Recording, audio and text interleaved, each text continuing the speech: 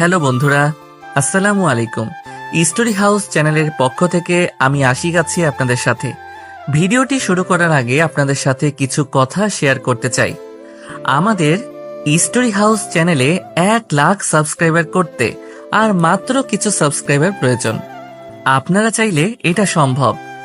নতুন নতুন পার্ট গল্প শুনতে চাইলে আমাদের অবশ্যই স্টোরি হাউস চ্যানেলটি সাবস্ক্রাইব করতে হবে।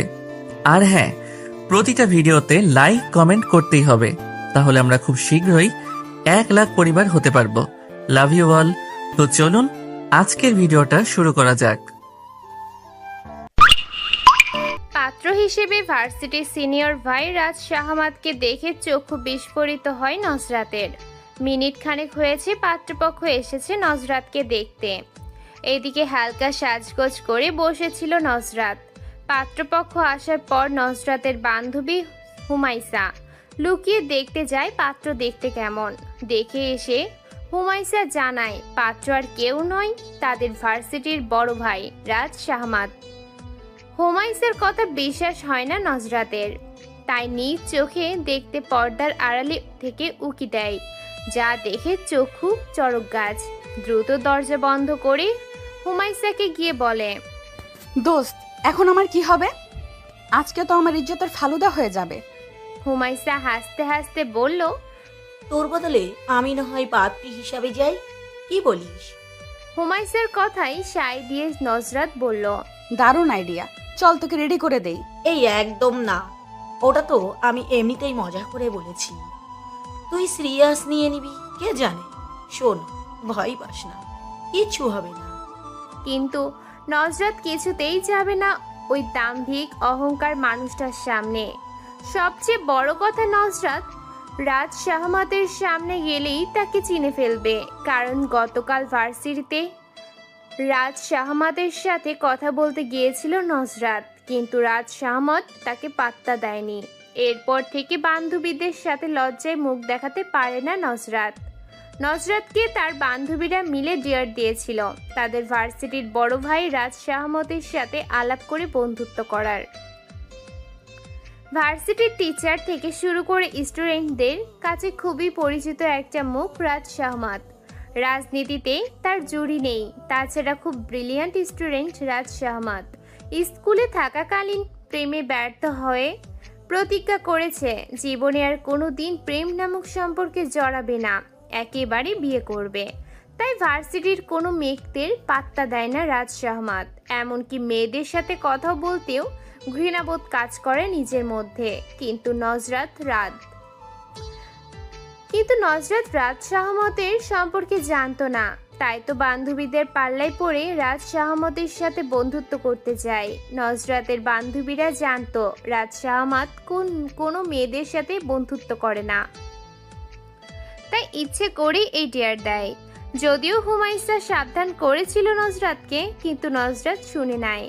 জেদ ধরে বন্ধুত্ব করে দেখিয়ে দিতে চেয়েছিল তার বান্ধবীদের। লম্বা দম নিয়ে এগিয়ে যায় রাজ শাহমতের কাছে, গিয়ে বলে, ভাইয়া। নজরাত আচমকা এসে কথা বলাই ব্রো কুচকে তাকায় রাজ শাহমাদ। খানিকক্ষণ চুপ করে থেকে বলল, কি চাই? বন্ধুত্ব, আপনার সাথে বন্ধুত্ব করতে চাই ভাইয়া। রাজ শাহমাদের যখন মুচকি হাসি দিয়ে বলল, সরি। তারপর রোদ চশমা চোখে দিয়ে এক প্রকার ভাব দেখিয়ে বন্ধুদের নিয়ে ওই স্থান ত্যাগ করে। আশেপাশে যতক্ষণ দেখেছে সবাই হাসতে হাসতে গড়াগড়ি খেয়েছে। শেষে ভরা ক্যাম্পাসে অপমানিত হয়ে ফিরে আসে নজরাত। এরপর থেকে যখনই রাজ শাহমতের কথা মনে পড়ে তখনই গালমন্দ করতে ভুলে না নজরাত। যাই হোক, এখন রাজ শাহমাদের সামনে থেকে পালাবে কিভাবে তার উপায় খুঁজতে ব্যস্ত দুই বান্ধবী।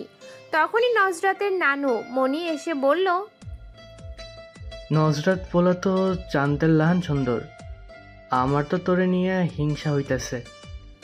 নজরাত আছে। নজরাতের জ্বালাই এর মধ্যে তিনি এসে রাজ শাহমতের গুণগান গাইতে শুরু করে দিয়েছেন, তাই নজরাত কিঞ্চিত রেগে বলল, বুড়ি, তোমার যেহেতু এত পছন্দ হয়েছে, তোমার ওই দাম্ভিক অহংকারী ছেলেকে বিয়ে করে নাও।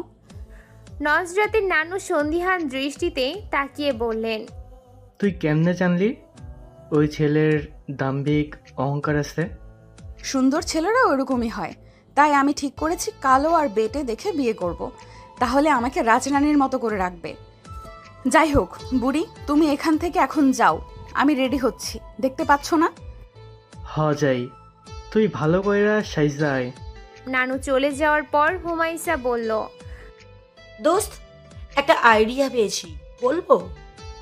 নজরাত দরজা বন্ধ করে এসে বলল, তাড়াতাড়ি বল। চল, তোকে ভারী মেকআপ করে দিই, তাহলে ওই ব্যাপারটা তোকে আর চিনতে পারবে না। তারপর হুমাইসা খুব ভারী মেকআপ করে দিল নজরাতের, যার দরুন আপন মানুষ ছাড়া একবার দুবার যারা নজরাতকে দেখেছে তারা চিনতেই পারবে না। এর মধ্যে অনেকবার তাদেরকে ডাকাডাকি করে গেছে নজরাতের মা তরিকা বেগম। তারপর যখন নজরাতকে পাত্রপক্ষের সামনে নিয়ে যেতে পাশের বাসার ঘটক কলি আন্টি রুমে আসেন, তখন নজরাতকে দেখে বললেন, এ কি, এত সাজ দিয়েছো কেন? এই কথা বলতেই হুমাইসা আর নজরাত ভয় পেয়ে যায়। এই মহিলা যদি এখন বলে যাও এমন সাজ চলবে না, মুখ ধুয়ে হালকা সেজে এসো, তখন কি হবে? তাই হুমাইসা চটপট বলে ওঠে, আন্টি, এই সাজ এখন ট্রেন্ডে আছে, তাই এইটাই ভালো হবে। মিসেস কলি আর ঘাটলেন না, বললেন, ঠিক আছে, তোমরা আজকালকার পোলাপান, তোমরাই ভালো বোঝো সাজগোজের, আমরা অত শত বুঝি না। তারা বারবার বলছিল এখনো মেয়ে নিয়ে যাচ্ছি না কেন, এখন চলো চলো, অনেক সময় হয়ে গেছে। দুই বান্ধবী হাত ছেড়ে বাঁচল যেন, তবুও মনের মধ্যে একটা ভয় রয়ে গেছে। পাত্রপক্ষের সামনে গিয়ে সালাম দেয় নজরাত। রাজ শাহমতের মা লিপি বেগম সালামের জবাব দিয়ে বললেন, বসো। নজরাত বসার পর রাজ শাহমতের বোন জিজ্ঞাসা করলো, নাম কি তোমার? নজরাত জবাব দেয়, রূপকথা। আগে পরে কিছু নেই? নজরাতের বুক ধরফর করতে লাগলো ভয়ে, কাপা কাপা গলায় বলল, রূপকথা ইসলাম। মাশাআল্লাহ, সুন্দর নাম তোমার। পাত্রে দেখতে রাজ শাহমত, তার মা, খালা আর বড় বোন এসেছেন। রাজ শাহমতের খোলা বোনদের মধ্যে বয়োজ্যেষ্ঠ, অনেকটা সেকেলের মানুষদের মতো। তাই নজরাতকে বললেন, তোমার ঠিকানাটা লিখে দেখাও তো মা। নজরাতের ছোট ভাই রাফি তখন দৌড়ে গিয়ে খাতা কলম নিয়ে এসে বোনকে দেয়। রাফির কাণ্ড দেখে রাজ শাহমত হাসে। রাফিকে নিজের পাশে বসিয়ে নাম আর কোন ক্লাসে পড়াশোনা করে এসব জিজ্ঞাসা করে। এদিকে নজরাত ঠিকানা লিখতে গিয়ে কলম ভেঙে যাওয়ার অবস্থা, মনে হচ্ছে এই প্রথম সে লিখতে বসেছে। হাত কাঁপছে তার। এমনিতে নজরাতের হাতের লেখা ভীষণ সুন্দর, কিন্তু ভয়ে এখন খুব বিশ্রী হয়ে যাচ্ছে। তবু কোনো রকম লিখে দেয়। রাজ শাহমতের খালামণি খাতাটা নিয়ে পড়ে, তারপর বাবার কথা জিজ্ঞাসা করলে নজরাতের চোখ ছলছল হয়ে ওঠে। নজরাতের এসএসসি পরীক্ষা চলাকালীন তার বাবার ওপেন হার্ট সার্জারি করা হয়। তারপরও বাঁচানো যায়নি নজরাতের বাবাকে। বাবার মৃত্যুর 2 দিন পরেই বোর্ড পরীক্ষায় অংশগ্রহণ করতে হয়েছে তাকে। নজরাতকে কেউ বাবার কথা বললে কান্না করে দেয়, তাই মিসেস কলি বললেন, ওর বাবা বেঁচে নেই, প্রায় 3 বছর আগে মারা গেছেন। এ কথা শুনে সবাই দুঃখিত হলেন। নজরাতকে সান্ত্বনা দিলেন রাজ শাহমতের খালামণি। তারপর তরিকা বেগমের সাথে আরো কিছু গল্প করে বিদায় নিয়ে চলে গেলেন তারা। সন্ধ্যার সময় মিসেস কলি এসে হাই হতাশ করতে করতে বললেন, ভাবি, আমি আগেই আপনার মেয়েকে বলেছিলাম এমন সাজ দিতে না। এখন পাত্র বাসায় গিয়ে বলেছে মেয়ে নাকি মেকআপ সুন্দরী, পাত্র ন্যাচারাল সুন্দরী মেয়েকে বিয়ে করতে চাই। আমিও এই পাত্র হাতছাড়া করব না, দরকার হলে আবারও নিয়ে আসবো।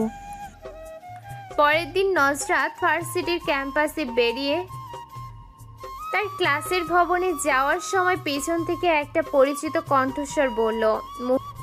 এই মেয়ে দাঁড়াও। মুহূর্তের নজরাতের পা থেমে গেল, ভয়ে বুক ধরফর করতে শুরু হলো তার। লোকটার সম্মুখীন হয়ে মিউনে গলায় বলল, জি ভাইয়া, কিছু বলবেন?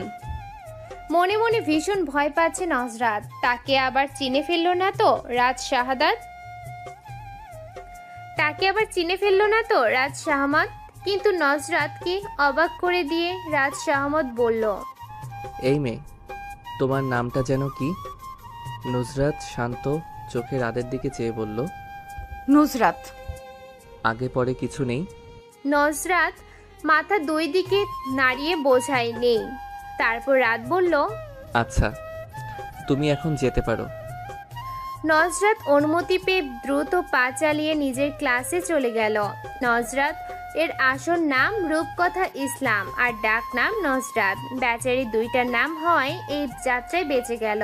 নজরাত চলে যাওয়ার পর রাত এর বন্ধু রিয়াদ খোঁচা দিয়ে বলল, কি রে দোস্ত, ব্যাপার কি? রাত ক্যান্টিনে যেতে যেতে বলল। কোনো ব্যাপার না। ক্যান্টিনে এসে রাত ক্যান্টিনের মামাকে দুটো করে সিঙ্গারা আর দুটো সমুচা দিতে বলল দুজনকে। তারপর মায়ের ফোন আসলে রিসিভ করে। ওপাশ থেকে মায়ের কথায় কিছুটা রেগে যায় রাত। শেষে বলে, তোমাদের যা ইচ্ছা তাই করো, আমি এসবের মধ্যে নেই। এই বলেই কল কেটে দেয়। এর মধ্যে তাদের নাস্তা চলে আসে। নাস্তা খেতে খেতে রিয়াদ বলল, তুই তো আন্টির সাথে কখনো এইভাবে কথা বলিস না, তাহলে আজকে কি হলো তোর? গতকাল যে মেয়েটাকে দেখতে গিয়েছিলাম সেই মেয়েটা অনেকটা নজরাত মেয়েটার মতো মনে হলো। তবে নজরাত মেয়েটা ন্যাচারাল দেখলেই বোঝা যায়, আর্টিফিশিয়াল কিছু ইউজ করে না। তবুও কেন জানি দুটো মেয়ের মধ্যে অনেকটা মিল দেখতে পেলাম আমি। আম্মা ওই গতকালের মেয়েটাকে নিয়ে পড়ে আছে, সেই জন্যই রাগ উঠে গেল। রিয়াদ খানিকটা ভেবে বলল, বাই এনি চান্স তুই কি নজরাত মেয়েটাকে পছন্দ করে ফেলেছিস? রাত রেগে যেতে নিলে রিয়াদ হেসে বলল, আরে দোস্ত, মজা করেছি, এতে এত রেগে যাওয়ার কি আছে কি? গতকাল তরিকা বেগম অফিস থেকে ফেরার পথে জাম কিনে নিয়ে এসেছেন। দুপুরে রোদের বেলা টক জাতীয় ভর্তা খেতে অমৃতের মতো লাগে। তাই নজরাত জাম ভর্তা বানিয়ে রাফিকে ডাকে। আজ নজরাতের ভার্সিটি আর রাফির স্কুল বন্ধ, তাই বাসায় আছে তারা। ড্রয়িং রুমের মেঝেতে বসে ভাই বোন মিলে আয়েশ করে খাচ্ছে। তখন বাসার কলিং বেল বেজে ওঠে। নজরাত রাফিকে বলল, ভাই দরজাটা খুলে দিয়ে আয় তো। রাফি খেতে খেতে বলল, আমি চলে গেলে তুই আমাকে রেখে সবটাকে ফেলবি, তাই আমি যেতে পারবো না, তুই যা। রাফির কথায় তার মাথায় হালকা থাপ্পড় মেরে উঠে দাঁড়ায় নজরাত। এদিকে নজরাতের নানু রুম থেকে চেঁচিয়ে বললেন, সেই কখন থেকে বেল বাজাইতেছে, তোরা কানে শুনিস না? নজরাত দুষ্টুমি করে বলল, এই বুড়ি চেঁচিও না, আমি যাইতেছি। তারপর গায়ের ওড়নাটা মাথায় শরীরের ঠিক মতো দিয়ে দরজা খুলে নজরাত। দরজার সামনে দাঁড়িয়ে থাকা ব্যক্তিদের দেখে মুখের কথা হারিয়ে ফেলল। বহুক্ষণ বিহোশ হয়ে দাঁড়িয়ে রইল। মিসেস কোহলি তখন বললেন, কি রে, মেহমানদের এভাবে দাঁড় করিয়ে রাখবি? এতক্ষণে জ্ঞান ফিরে নজরাতের। বালিকার মতো সরল অকপট গলায় সালাম দিয়ে বলল, জি ভেতরে আসুন। মেহমানদের বসিয়ে ভিতরে নানুর কাছে চলে যায় নজরাত। মনে মনে হাসি পায় তার। ওই দিন ভারী মেকআপ দেখিয়ে বিদায় করেছিল তাদের, আর আজকে ফকিনি বেশ দেখে এমনিতেই বিদায় হয়ে যাবে তারা। খুবই সাধারণ একটা 3 পিস পরে আছে নজরাত, তাও এক সেট হলে মানা যেত। 3 সেটের থেকে নেওয়া, যেমন একটা ড্রেসের জামা অন্যটার ওড়না, এরকম ভাবে পরে আছে নজরাত। মাথার এলোমেলো চুলগুলো পেঁচিয়ে কাটাবেন দিয়ে লাগিয়ে রাখা। রাফি দৌড়ে গিয়ে কিচেনে বসে বসে আরাম করে খাচ্ছে জাম ভর্তা। মেহমান আসায় সে মহা খুশি, কারণ একা একা সবটা খেতে পারছে। ভাই বোনদের এসব খুনসুটি ভালোবাসা একটা সময়ে খুব চলে। তারপর বোন চলে যায় শ্বশুরবাড়ি, তাদের মধ্যে দূরত্ব চলে আসে। তখন আর এসব খুনসুটি ভালোবাসা দেখা যায় না। চাইলেও এই সময়টা ফিরে পাওয়া সম্ভব হয়ে ওঠে না। তরিকা বেগম অফিসে আছেন। নজরাতের নানু এসে খাবার সবার সাথে কুশল বিনিময় করেন। নজরাত সবার জন্য ঠান্ডা পানি দিয়ে লেবুর শরবত তৈরি করে নিয়ে আসে। এই গরমের মধ্যে লেবুর শরবত যেন মরুভূমিতে একটু পানির দেখা। তারপর দ্রুত সবার জন্য নুডলস রান্না করে নিয়ে আসে। রাদের মা লিপি বেগম বললেন, আমরা এসে তোমাকে ঝামেলায় ফেলে দিলাম মা, মনে কষ্ট নিও না।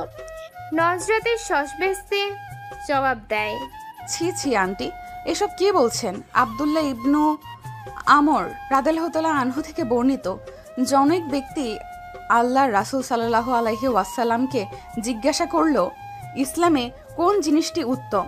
তিনি বললেন, তুমি খাদ্য খাওয়াবে ও চেনা অচেনাকে সকলকে সালাম দিবে। খাদ্য খাওয়ানো নবী রাসূলগণের প্রিয় একটি কাজ ছিল।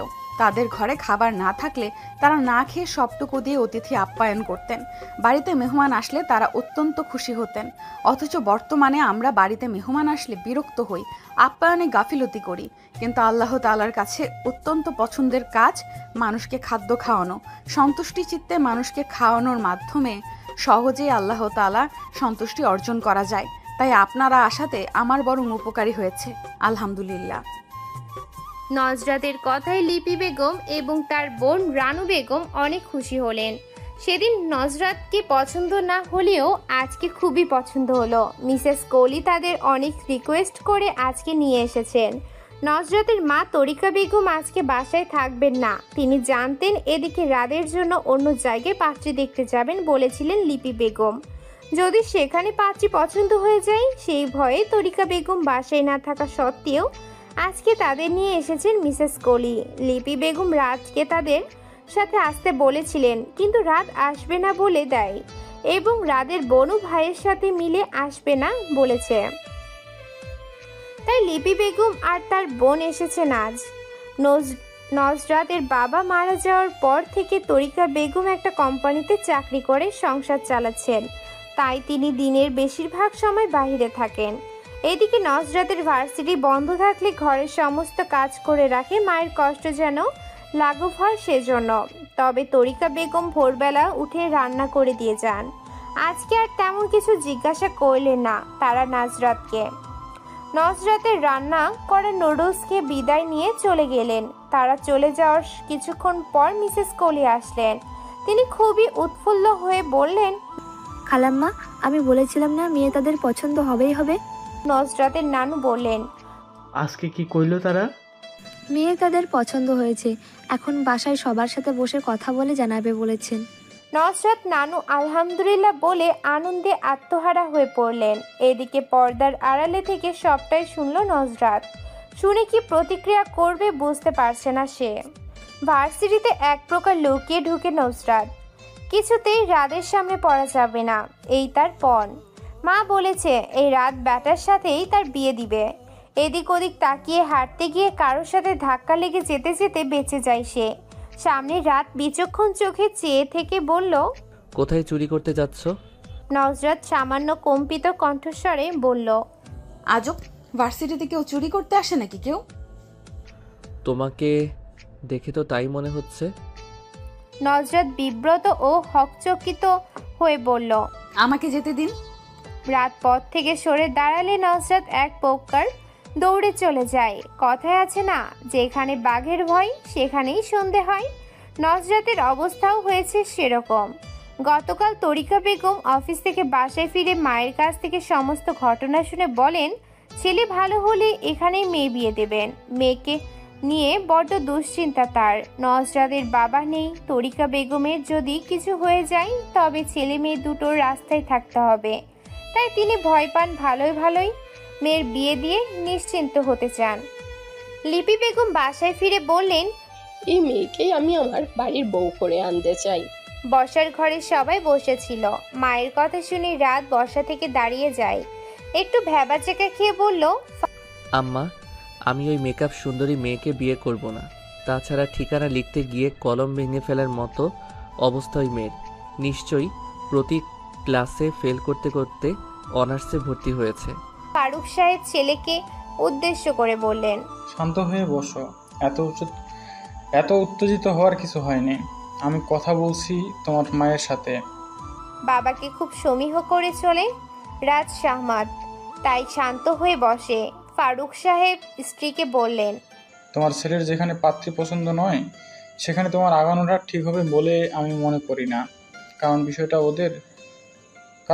ওদের, ওরা সারা জীবন একসাথে থাকবে। স্বামীর কথায় লিপি বেগম একটু দমে গেলেন। দমে যাওয়া গলায় বললেন, কিন্তু তোমার ছেলে যা বলছে তার কোনো ভিত্তি নেই। মেয়েটা যথেষ্ট সুন্দরী এবং ব্যবহার অতুলনীয়। তোমার বিশ্বাস না হলে আপাকে জিজ্ঞেস করে দেখো। এখনকার মেয়েরা সুন্দর হলেও মেকআপ করতে পছন্দ করে, তাই মেয়েটা একটু মেকআপ করে। এটা বড় ধরনের সমস্যা ধরে নেওয়ার কোনো মানে হয় না। আর যদি মেকআপ এতই সমস্যা হয় তাহলে আমি বলে দেব যেন মেকআপ না করে। স্ত্রীর যুক্তিতে ফারুক সাহেব ভাবালু গলায় বললেন, তুমি তো বেশ ইসলামের রীতিনীতি মেনে চলো, তাহলে একটা ধার্মিক মেয়ে কেন দেখছো না ছেলের জন্য? তোমাদের কথা মতো বোঝা যাচ্ছে মেয়েটা ততটা ধার্মিক বা পর্দাশীল নয়। মেয়েটা পর্দাশীল না হলেও ইসলামের জ্ঞান রাখে। আমি ওকে নিজ হাতে শিখিয়ে নিব ইনশাল্লাহ। বাবা মায়ের কথার মাঝে রাত বলে উঠল। পড়াশোনাটাও কি শিখিয়ে দিবে আম্মা? লিপি বেগম ছেলের দিকে কড়া দৃষ্টিতে তাকিয়ে বলেন, পড়াশোনা না জানলে মেয়েটা বোর্ড পরীক্ষায় অংশগ্রহণ বা বোর্ড পরীক্ষায় উন্নত হতে পারতো না। তোমার মতো বাহ্যিক দিক বিবেচনা করে আমি কোনো কাজ করি না। মেয়েটা সেদিন সম্পূর্ণ অপরিচিত মানুষদের সামনে লিখতে গিয়ে ঘাবড়ে যায়, তাই বলে তাকে মূর্খ ভেবো না। গতকাল ওদের বাসায় গিয়েছিলাম, ওর মা ছিল না, অথচ কি সুন্দর মেয়েটা আমাদের আপ্যায়ন করলো।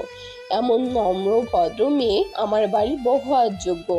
মায়ের সাথে না পেরে রাত চাপার আগে গনগনে গলায় বলল, তোমার জন্য বিয়েটা করে নিব, কিন্তু এতে ভালো থাকবো কিনা জানি না। এই বলে প্রস্থান করে রাত। সাথে রাদের বড় বোন জান্নাত ও মায়ের উপর ভীষণ বিরক্ত। যেখানে ভাইয়ের মেয়েকে পছন্দ না সেখানে মা কেন এত বাড়াবাড়ি করছে বুঝতে পারছি না, তাই মাকে বললাম, এখনো সময় আছে আম্মা, ভুল সিদ্ধান্ত নিও না। বিয়েটা একবার হয়ে গেলে তখন কিছু করা যাবে না। বিয়ের সাথে দুটো পরিবার জড়িত, এটা মনে রেখো। জান্নাত চলে যাওয়ার পর ফারুক সাহেব নির্বিকার মুখে বললেন, আমার ইচ্ছে ছিল বোনের এতিম মেয়েটাকে বউ করে আনবো, তোমার কারণে পারছি না। লিপি বেগম অত্যন্ত ধীরতার সঙ্গে বললেন, তোমার ভাগ্নি কেমন ধারা মেয়ে সে কথা বলিয়ে আমি গুনাহ করতে চাচ্ছি না, তাই আমার সিদ্ধান্ত থেকে আমি এক চুলও সরছি না, এটা মনে রেখো। ফারুক সাহেব দীর্ঘশ্বাস ফেলে উঠে দাঁড়ালেন। যাওয়ার সময় বলে গেলেন, সে আমি খুব ভালো জানি।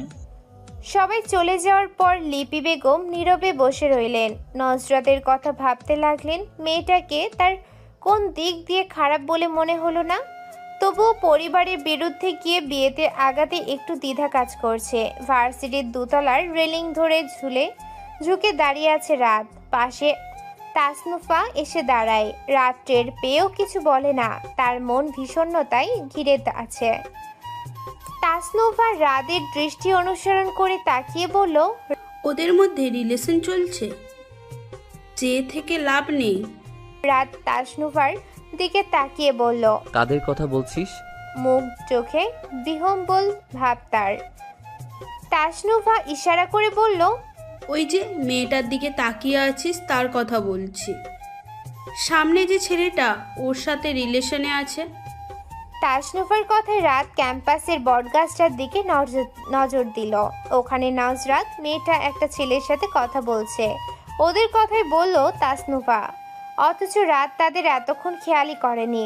অনেক সময় আমরা একটা দিকে তাকিয়ে থাকি ঠিকই, কিন্তু মনে নানা রকম চিন্তা ভাবনা চলতে থাকে, অথচ যেদিকে আমরা তাকিয়ে আছি সেদিক নিয়ে আমাদের কোনো ভাবনা চিন্তা কিছুই থাকে না। এটাকে অনেকে ধ্যানে মগ্ন বলে। তাই তাসনুফা ভেবেছিল রাত নজরাতের দিকে তাকিয়ে আছে, যাদের রাদের সহপাঠী তাসনুফা একদিন প্রেমের প্রস্তাব দিয়েছিল রাতকে। রাত সে প্রস্তাব ফিরিয়ে দেয়। এরপর থেকে নজরে রাখে রাত কোনো মেয়ের সাথে রিলেশনে যায় কিনা দেখার জন্য, এবং কি তাদের মাঝে ফাটল ধরানোর সিদ্ধান্ত নিয়ে রাখে। সে চায় না ভার্সিটির কোনো মেয়ে রাতকে নিজের করে পাক। তো কয়েকবার দেখলো রাত নজরাত মেয়েটার সাথে কথা বলতে, অথচ রাত অন্য কোনো মেয়েদের সাথে কথা বলে না। তাই সন্দেহ করে রাত নজরাতকে পছন্দ করে, আর তাই রাতের কাছে নজরাতকে খারাপ সাজাতে বলল। নজরাত যেই ছেলেটার সাথে কথা বলছে সেই ছেলেটি নজরাতের বয়ফ্রেন্ড। একেই তো মুড অফ, তার উপর তাসনুফার এসব আজেবাজে কথা। মেজাজটা চওড়া হয়ে উঠল রাদের, তাই মুখটা একটু গম্ভীর করে বলল, ওই মেয়ের ব্যাপারে জানতে চেয়েছি আমি। তাসনুফা অস্পষ্ট স্বরে বলল, এমনিতেই বললাম আর কি। তারপর চোরা চোখে রাদের দিকে তাকায়। রাত বিরক্ত হয়ে আর কিছু না বলে চলে যায় এখান থেকে। তাজনুফার রাদের কোনো ভাবান্তর বুঝতে পারল না। তার যাওয়ার পানে তাকিয়ে থাকে কিছুক্ষণ। ফারুক সাহেবের 2 ছেলে এবং 2 মেয়ে। প্রায় 1 বছর হতে চলল বড় ছেলে পরিবার না জানিয়ে বিয়ে করে নিয়েছে। তাই লিপি বেগম বড় ছেলের জন্য এই বাড়ির দরজা বন্ধ করে দিয়েছেন। আর বড় মেয়ের বিয়ে হয়েছে, সাথে একটা প্রাইভেট কলেজে শিক্ষকতা করছে। তারপর রাজ শাহমাদ তাকে নিয়ে কোনো রিস্ক নিতে চান না। লিপি বেগম তাই পড়াশোনা চলাকালীন অবস্থাতেই নিজের পছন্দের পাত্রীর সাথে বিয়ে দিতে চান। ছোট মেয়ে জুই ইন্টার প্রথম বর্ষে পড়ছে। বাসায় থেকে পড়াশোনা হবে না বলে হোস্টেলে থাকে সে। একদিন ছুটির দিনে মিসেস কলি তরিকা বেগমকে নিয়ে রাদের বাড়িতে এলেন। লিপি বেগম আপ্যায়নে ত্রুটি রাখলেন না। জান্নাত ও মায়ের সাথে সাথে সব কিছু এগিয়ে দিল। তারপর বিয়ের কথা উঠলে লিপি বেগম বললেন, আমার ছেলে পড়াশোনা শেষ হয়নি, জানেন তো আপা। তবে কয়েক মাস পরে ওর মাস্টার্স ফাইনাল পরীক্ষা। তাই আমি চাইছিলাম এখন বিয়েটা হয়ে থাকলে 6 মাস পরে আমি বউ সাজিয়ে তুলে নিব। এখন আপাতত আপনার মতামত কি? লিপি বেগমের কথায় তরিকা বেগম একটু ভাবুক হয়ে বসে রইলেন। তখন মিসেস কলি চাপা জরুরি গলায় বললেন, ভাবি কিছু বলছেন না যে? এমন ছেলে কিন্তু লাখে একটা, মোটেও হাতছাড়া করা যাবে না। তরিকা বেগম মলিন একটু হেসে লিপি বেগমের উদ্দেশ্যে বললেন, আপনি কিছু মনে করবেন কি না বুঝতে পারছি না আপা। মেয়েটার বাবা নিয়ে জানেনি তো, তাই আমার মেয়ের সাথে একটু কথা বলে সিদ্ধান্ত জানাতে চাইছিলাম। লিপি বেগম শশব্যস্তে জবাব দেন, অবশ্যই, কেন নয়। উনি তো আপনার বাসায় বয়স জ্যেষ্ঠ, ওনাকে ছাড়া আপনার একা সন্তান নেওয়া উচিত হবে না। আমরাই ভুল হয়ে গেছে আপা। ফারুক সাহেব বাহির থেকে আসলে লিপি বেগম ওনাকে ডেকে তরিকা বেগমের সাথে পরিচয় করিয়ে দিলেন। ফারুক সাহেব এই সম্বন্ধতে খুশি না থাকলেও খুবই ভালো ব্যবহার করলেন পাত্রীর মায়ের সাথে। তারপর রাত শাহমদকে ও ডেকে আনলেন লিপি বেগম। রাত এসে ভদ্রতার সমিহিত সালাম দিল। মায়ের কথায় কোনার দিকে একটা সোফায় বসে রইল চুপচাপ। বেশ কিছুক্ষণ পর তরিকা বেগম লক্ষ্য করলেন রাত বড়দের মাঝে থেকে আনইজি ফিল করছে। তাই তিনি বললেন, আচ্ছা বাবা, তুমি যেতে পারো। রাত যেন হাত ছেড়ে বাঁচল। যাওয়ার সময় সালাম দিয়ে চলে গেল। কিছু দূর গিয়ে অনুচ্চ স্বরে বলল, আম্মার বাচ্চা আম্মা। জান্নাত শুনতে পেয়ে বলল, আমার বাচ্চা তো তুই। তারপর মৃদু একটু মজা পাওয়ার হাসি হাসলে রাত বলল, আমার এই করুণ দশা দেখে তুই হাসছিস? দেখ ভাই, আমি কিন্তু যথেষ্ট তোর হয়ে কথা বলছি। এখন যখন তুই ফেঁসেই গেছিস, তখন সবটা হাসি মুখে মেনে নেওয়াই বেটার। রাত মন খারাপ করে চলে যায় নিজের রুমে। জান্নাত বুঝতে পারছে ভাইয়ের অবস্থা, কিন্তু এ বাসায় তার মায়ের উপর কেউ কথা বলতে পারে না। তাই চুপচাপ মেনে নেওয়া ছাড়া কোনো উপায় নেই। শুধু এ বাসা নয়, তার শ্বশুর বাড়িতেও তার শাশুড়ির কথাই শেষ কথা হয়, যার কারণেই তার স্বামীর সাথে বেশিরভাগ সময় ঝগড়া হয়। ভদ্রমহিলা চান না জান্নাত চাকরি করুক। এসব নিয়ে ঝগড়া শুরু। আসলে মেয়েরা মূলত বাধ্য হয়েই চাকরি করে। ইসলামে একটা নারীর সমস্ত দায়িত্ব একটা পুরুষের উপর দেওয়া হলেও সেই পুরুষ ওই নারীর বড় জোর খাদ্য, বাসস্থান আর চিকিৎসার ব্যয় ঠিকমতো পালন করলেও এর বাহিরেও যে একটা নারীর হাত খরচ বাবদ টাকার প্রয়োজন হয়, এটা খুব কম পুরুষই বুঝতে পারে। আর সেই কারণেই নারীরা স্বাবলম্বী হতে চায়। যাই হোক, তরিকা বেগম আজকের মতো বিদায় নিয়ে চলে গেলেন। বাসায় গিয়ে মায়ের সাথে সবকিছু বললেন। তঞ্জুবেন নেসা মেয়ের মুখে পাত্র সম্পর্কে শুনে বললেন, শোন, যেই বিয়াতে ছেলের মা সবচাইতে বেশি আগ্রহী প্রকাশ করে সেই বিয়া ভালোই হয়। এমন শাশুড়িরা এক সময় শাসন করে, আবার এক সময় অনেক আদর যত্নে রাখে ছেলের বউয়ের। আমার কাছে সম্বন্ধটা ভালোই মনে হইতেছে। তুই ভাইপা দেখ কি করবি। মার নানুর কথা কিছুটা শুনে নজরাত এসে বলল, আম্মু, আমি এই বিয়ে করব না। মেয়ের কথায় তরিকা বেগম উঠে দাঁড়ান। চিন্তিত হয়ে জিজ্ঞেস করেন, তোর কি কারোর সাথে সম্পর্ক আছে? নজরাত তাড়াতাড়ি জবাব দেয়, না আম্মু, ওসব কিছুই না, কিন্তু এই ছেলেটাকে আমি বিয়ে করতে পারবো না। এই ছেলেকে নিয়ে কি কোনো সমস্যা তোর? এই ছেলে আমাদের ভার্সিটিতে পড়ে, খুবই অহংকার ওনার, কারো সাথে কথা বলতে চায় না। কেন, তুই কথা বলতে গিয়েছিলি নাকি? মায়ের কথা শুনে লজ্জায় পড়ে যায় নজরাত। মিনমিনিয়ে গলায় বলে, আম্মু বাদ দাও না, আমার এই ছেলেকে ভালো লাগে না, বুঝতে পারছো না কেন? তরিকা বেগম যতদূর সম্ভব কঠোর মুখভঙ্গি করে বললেন, এখানে তোর সমস্যা, ওই ছেলে তো কোনো সমস্যা দেখতে পাচ্ছি না। তুই যদি ওই ছেলেকে পছন্দ না হওয়ার কোনো উপযুক্ত কারণ দেখাতে পারতি তাহলে আমি মেনে নিতাম, কিন্তু তুই যেগুলো বলছিস তার কোনো ভিত্তি নেই।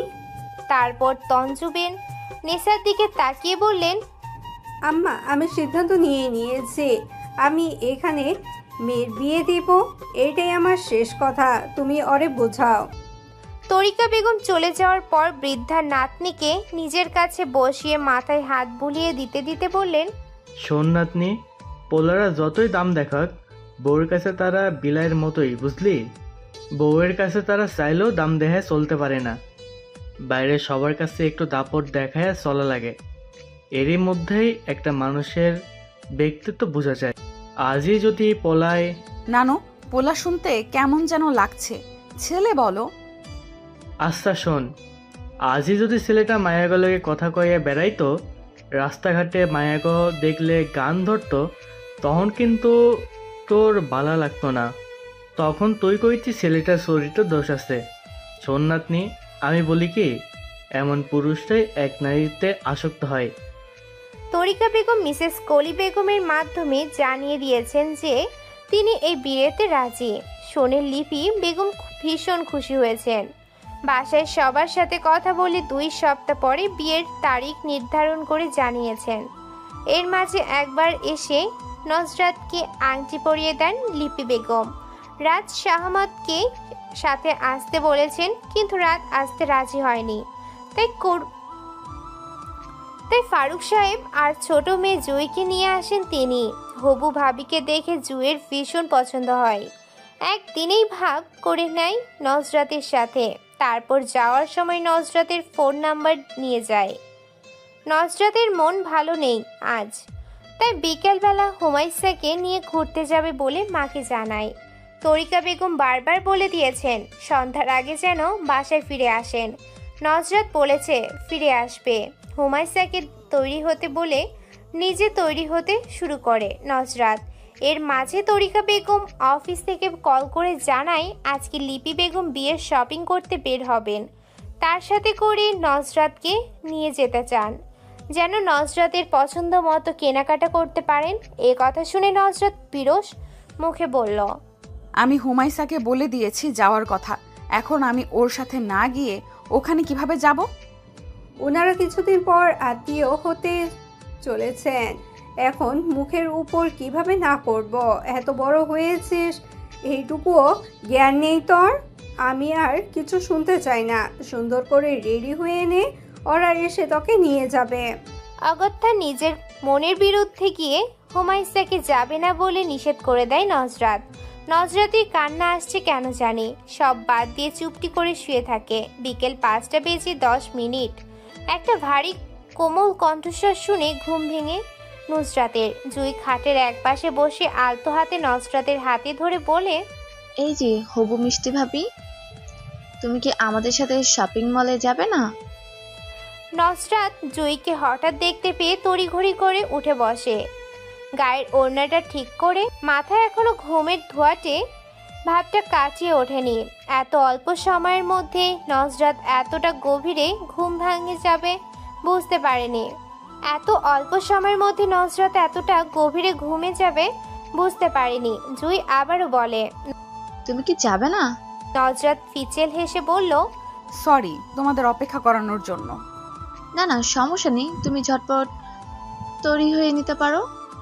জুইয়ের কথাই নজরাত দ্রুত উঠে গিয়ে চোখে পানি ঝাপটা দিয়ে বোরখা আর হেজাবের সাথে লাগোয়া নিকাব পরে নেয়। তারপর নানুকে বলে বের হয়। রাস্তায় গিয়ে দেখতে পায় গাড়িতে তাদের জন্য লিপি বেগম অপেক্ষা করছেন। নজরাত গিয়ে সালাম দেয়। তারপর লিপি বেগম বললেন, জুই, তুই আমার সাথে বস আর রূপকথা সামনের সিটে বসবে।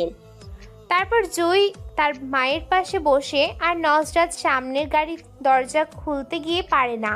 তখন একটা বলিষ্ঠ হাত দরজাটা খুলে দেয়। তখন নজরাত দেখতে পায় সামনে ড্রাইভিং সিটে রাত বসে আছে। রাতকে দেখতে পেয়ে একটা বড়সড় ধাক্কা খায় নজরাত। নজরাত থতমত খেয়ে দাঁড়িয়ে থাকলে রাত সৌজন্যমূলক বলে, গাড়িতে এসে বসুন। নজরাত চুপচাপ এসে বসে। তারপর রাত গাড়ি চালানো শুরু করে। এদিকে লিপি বেগম ছেলের কথায় খুশি হন। নজরাতকে জিজ্ঞাসা করেন তার বাসার সবাই কেমন আছেন। নজরাত বলে, তোমাদেরকে কি লেট হয়ে যাচ্ছে? আলহামদুলিল্লাহ ভালো। আন্টি, আপনার বাসায় সবাই কেমন আছে? আলহামদুলিল্লাহ।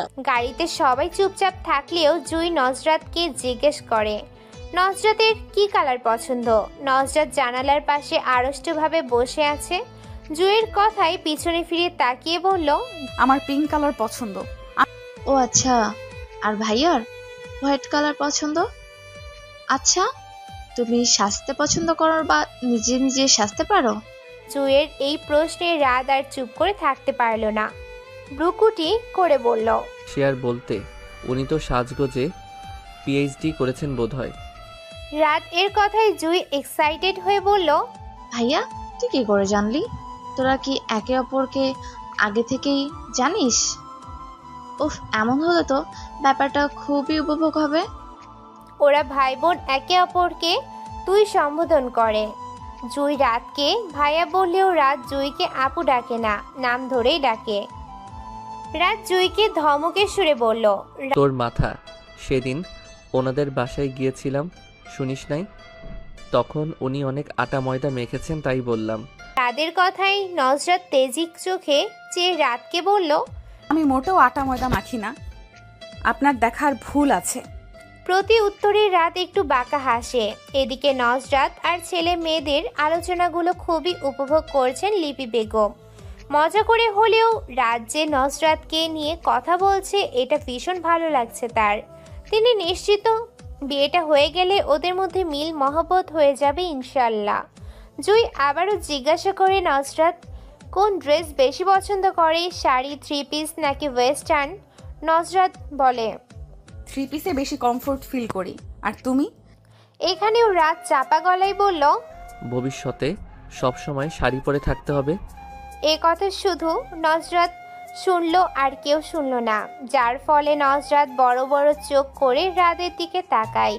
রাত যেন কিছুই বলেনি, এমন করে গাড়ি চালানোতে মনোযোগ দিয়ে রেখেছে। এদিকে জুই বলল, আমার শাড়ি ভালো লাগে, কিন্তু নিজে নিজে পরতে পারি না। আমি তোমাকে পরিয়ে দিব ইনশাল্লাহ। জুই খুবই উৎফুল্ল হয়ে বলল, আচ্ছা ঠিক আছে। শপিং মলে এসে লিপি বেগম আর জুই আগে চলে যায় দোতলায়, পিছনে থাকে নজরাত আর রাত। দোতলায় চলন্ত সিঁড়ি দিয়ে উঠতে হয়। নজরাত বেশ কয়েকবার উঠেছে চলন্ত সিঁড়িতে, তাও কেমন ভয় তার। প্রথম সিঁড়িতে পা রেখে কেঁপে উঠল। রাত পিছন থেকে বলে, সাবধানে। ব্যাপারটা নজরাতের ভালো লাগে। নিকাবের আড়ালে মুচকি হাসে সে। দোতলায় উঠে রাত অনেকটা সংকোচ বোধ করে বলল, আপনাকে একটা কথা বলার ছিল। জি বলেন। আমি দুটো টিউশনি করাই। আমি চাই আমি যে টাকা ইনকাম করি তার মধ্যে থেকে বিয়ের শপিং করব। হয়তো এই টাকার পরিমাণ বেশি নয়।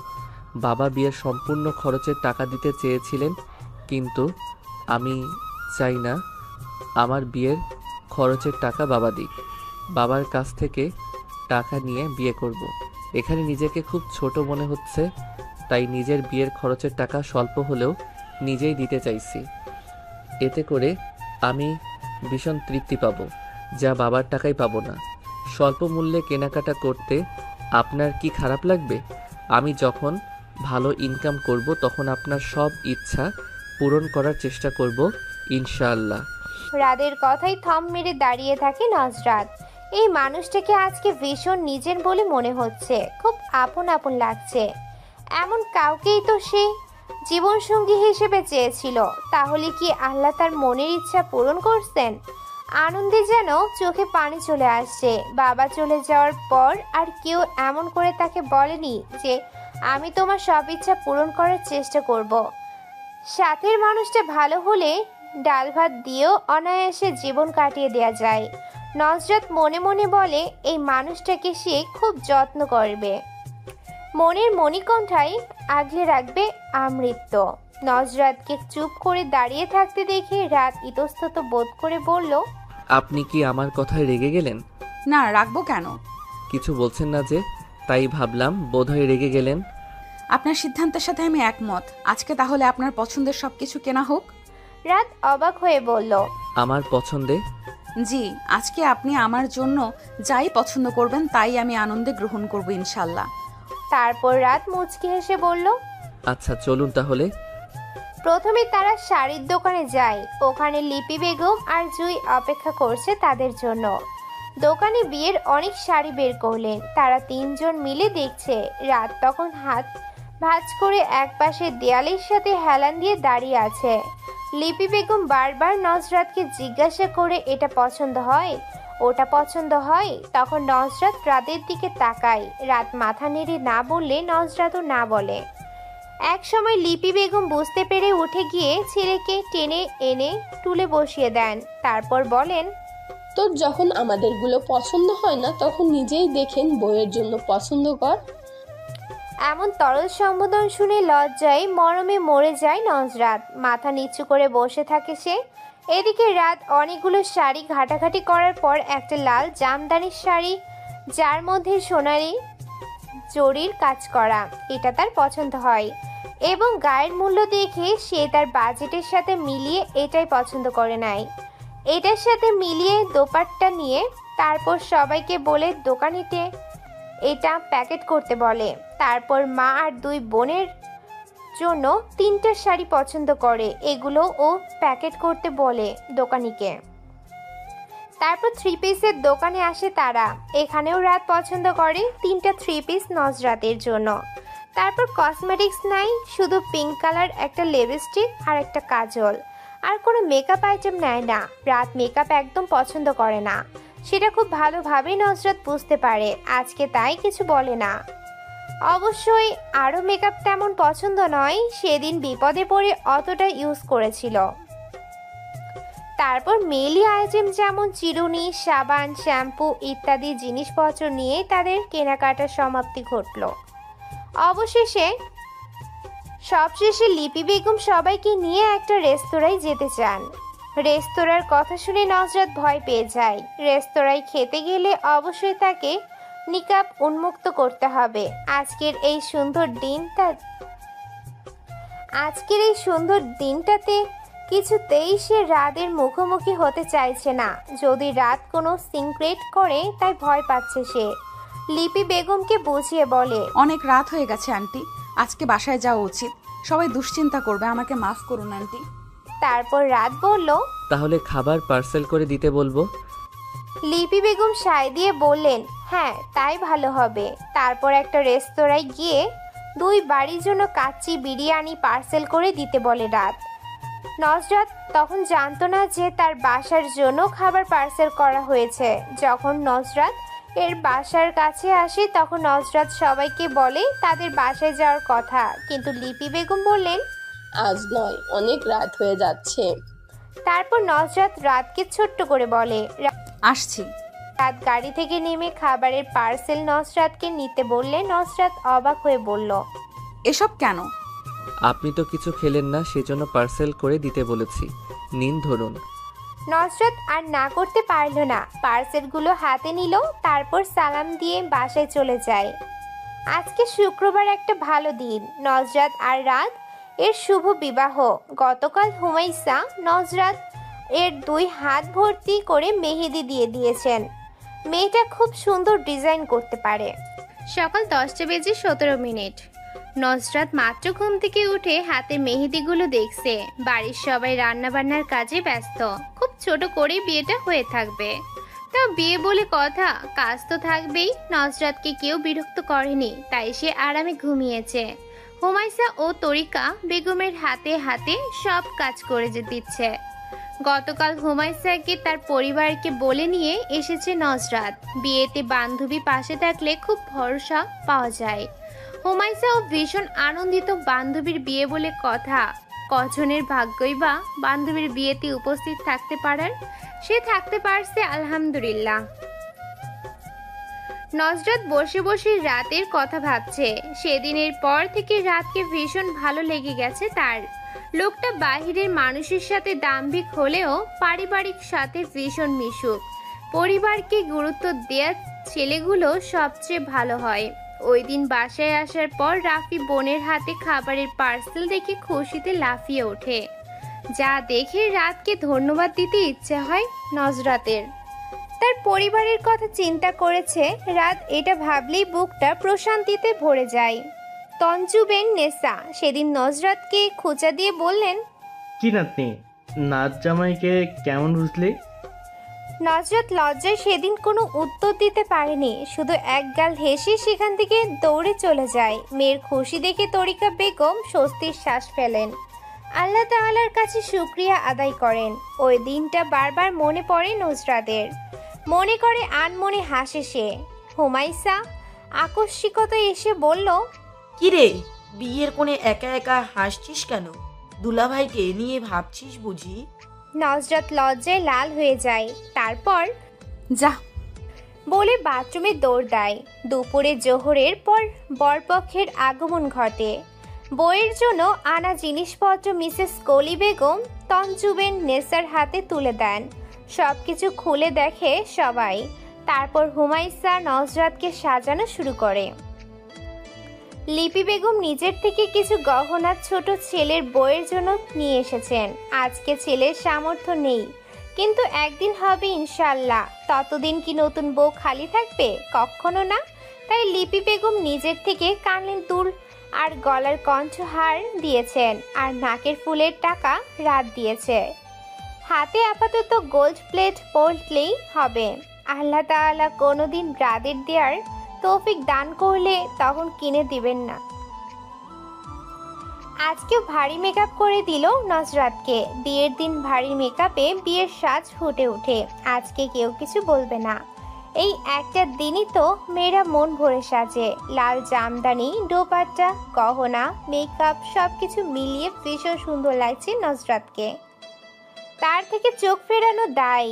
সাজানো শেষে দুই বান্ধবী কিছু ছবি তুলে নেয় স্মৃতি ধরে রাখতে। তারপর জান্নাত, যারা, জুই ও কিছু তুলে ছবি তোলা শেষে জুই রাদের কাছে ফোন দেখিয়ে বলল, ভাইয়া দেখ ভাবিকে কি কিউট লাগছে, মাশাআল্লাহ। রাত বেশ কিছুক্ষণ তাকিয়ে রইল, কিন্তু মুখে কিছু বলল না। খাওয়া দাওয়া শেষ করে বিয়ে শুরু করা হয়। প্রথমে রাদের মুখে কবুল পড়িয়ে কাবিননামাতে সাইন করতে দেওয়া হলো। রাত সাইন করার পর নজরাতকে কবুল বলতে বলা হলে তার মুখ দিয়ে যেন শব্দটা বের হচ্ছে না এই মুহূর্তে। মনে হয় শব্দটা বুঝি অনেক কঠিন। এদিকে সবাই বলতে বলছে। হুমায়সা পাশে থেকে বলছে, বান্ধবী বলে দিই সবাই অপেক্ষা করছে। তারপর অনেক কষ্টের শব্দটা উচ্চারণ করে সে যে বিয়ে করেছে সেই জানে তখন কতটা কঠিন মনে হয় এই ছোট্ট শব্দটা। তারপর সাইন করতে গিয়ে রাদের সাইন দেখতে পাই। সেদিকে কিছুক্ষণ তাকিয়ে থেকে কাঁপা কাঁপা হাতে কলমে নিজেকে সম্পূর্ণ লিখে দেয় তার স্বামী নামক মানুষটার নামে। তারপর দুজনকে একসাথে বসিয়ে একে অপরকে মিষ্টি খাইয়ে দিতে বলা হয়। প্রথমে রাত নুসরাতের মুখে মিষ্টি তুলে দিল, তারপর নজরাতের দিল। আশেপাশে পরিচিতি মানুষরা বিয়ে দেখতে এসেছিল, তারা মিষ্টি মুখ করে যারা পান খায় তারা পান খেয়ে পরে সন্ধ্যা হয়ে যাচ্ছে বলে বাসায় চলে যায়। তাছাড়া যে কজন বিয়ের নিমন্ত্রণে আসে তারাও চলে যায়। শেষে নজরাত আর রাতকে রেখে বাসার লোকজনও রুমে ছেড়ে বেরিয়ে যায়। রুমে বসে থাকে নব দম্পতি। নীরবতা কাটিয়ে রাত প্রথমে বলে, আপনাকে কিন্তু ভীষণ সুন্দর লাগছে আজ। সদ্য স্বামীর মুখে নিজের প্রশংসা শুনে লজ্জায় মরমে মরে যায় নজরাত। লজ্জায় মাথা তুলে তাকাতে পারে না সে। নজরাতকে চুপ থাকতে দেখে রাত বলে, আমাকে দেখে বললেন না তো কেমন লাগছে? অবশ্য আমাকে দেখে সব মেয়েরাই বলে আমি সুদর্শন পুরুষ। রাদের মুখে এ কথা শুনে কটমট দৃষ্টিতে তার দিকে তাকায় নজরাত, যা দেখে ভীষণ মজা পায় রাত। তারপর হাসি থামিয়ে বলে, আচ্ছা আপনি তো আমার ছোট, আমি তুমি করেই বলি, কেমন? জি আচ্ছা।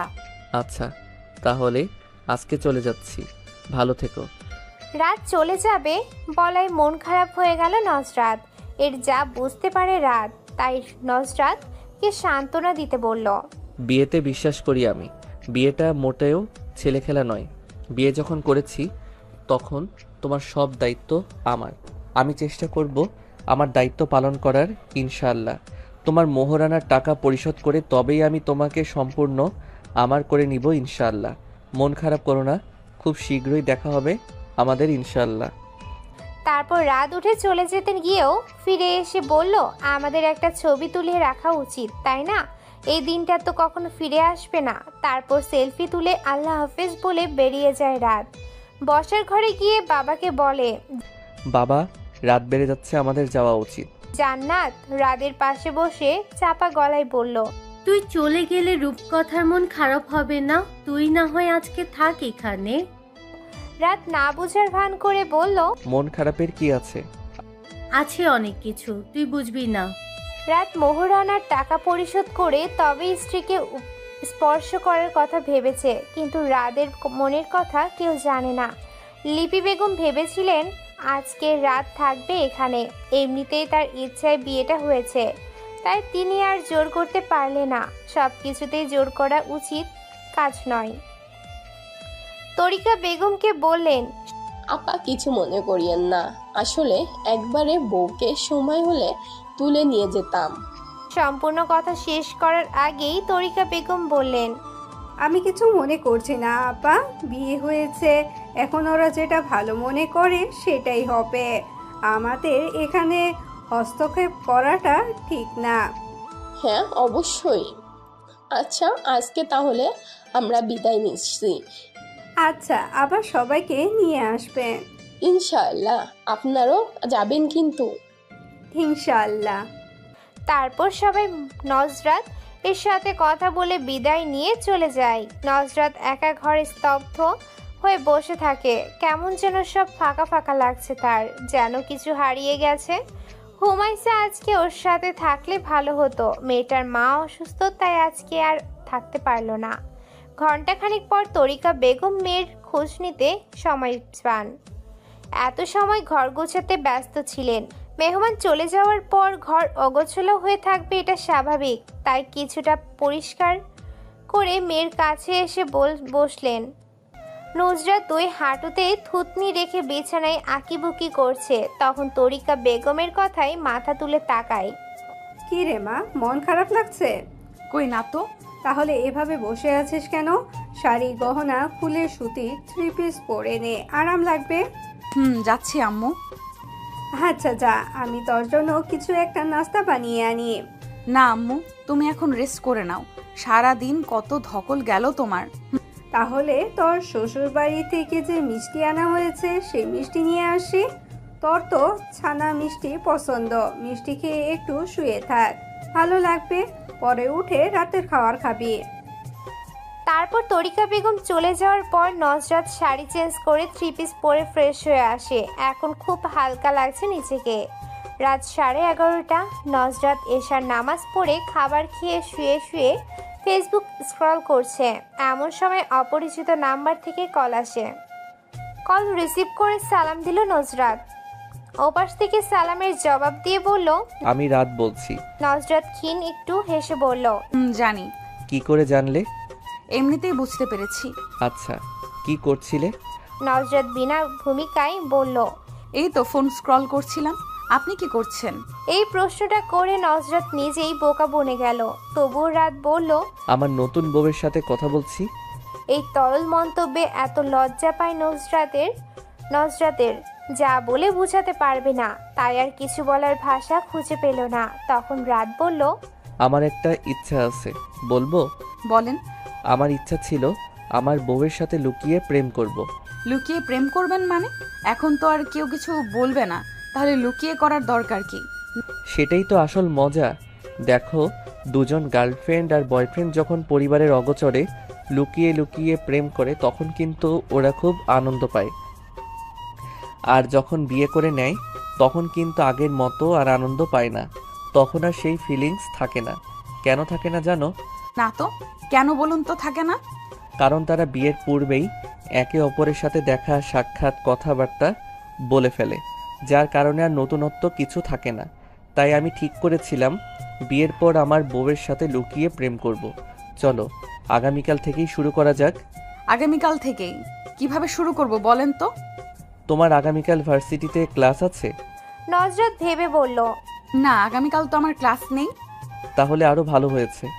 আমরা আগামীকাল সারাদিন ঘুরে বেড়াবো, কিন্তু বাসায় কাউকে বলবে না। আম্মু তো বাসা থেকে বের হওয়ার সময়ই জিজ্ঞাসা করবে কোথায় যাচ্ছি, তখন কি বলবো তাহলে? বলবে যে একটু দরকার আছে। আচ্ছা ঠিক আছে।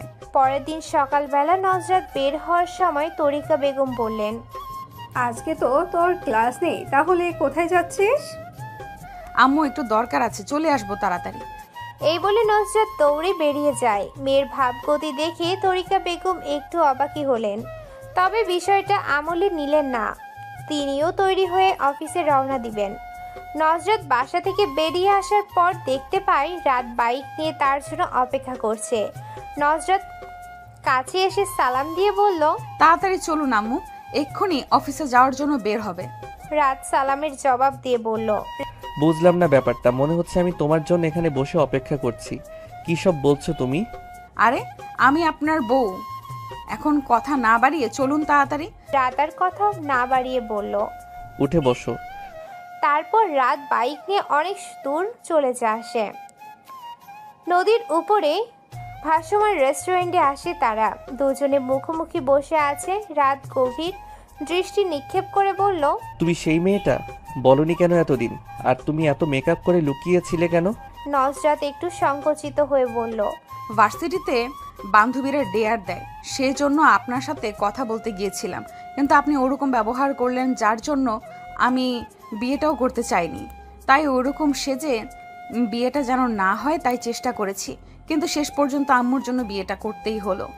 নজরাত বিয়েতে রাজি ছিল না শুনে রাত এর মনটা বিষাদে ভরে ওঠে। হ্যাঁ, সেও বিয়েতে রাজি ছিল না, কিন্তু সেটা তো মেকআপ সুন্দরী মেয়েকে দেখে। আচ্ছা, যদি তার বদলে নজরাতকে দেখতে পেত তাহলে কি সে রাজি হয়ে যেত? হয়তো হতো। তখন তো আর বিয়ে না করার কারণ খুঁজে পেত না, তাই রাজি হতো বোধহয়।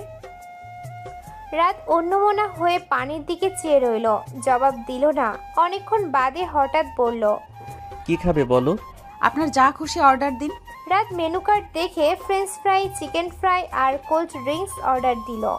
তারপর তাদের মধ্যে নীরবতাই বয়ে গেল।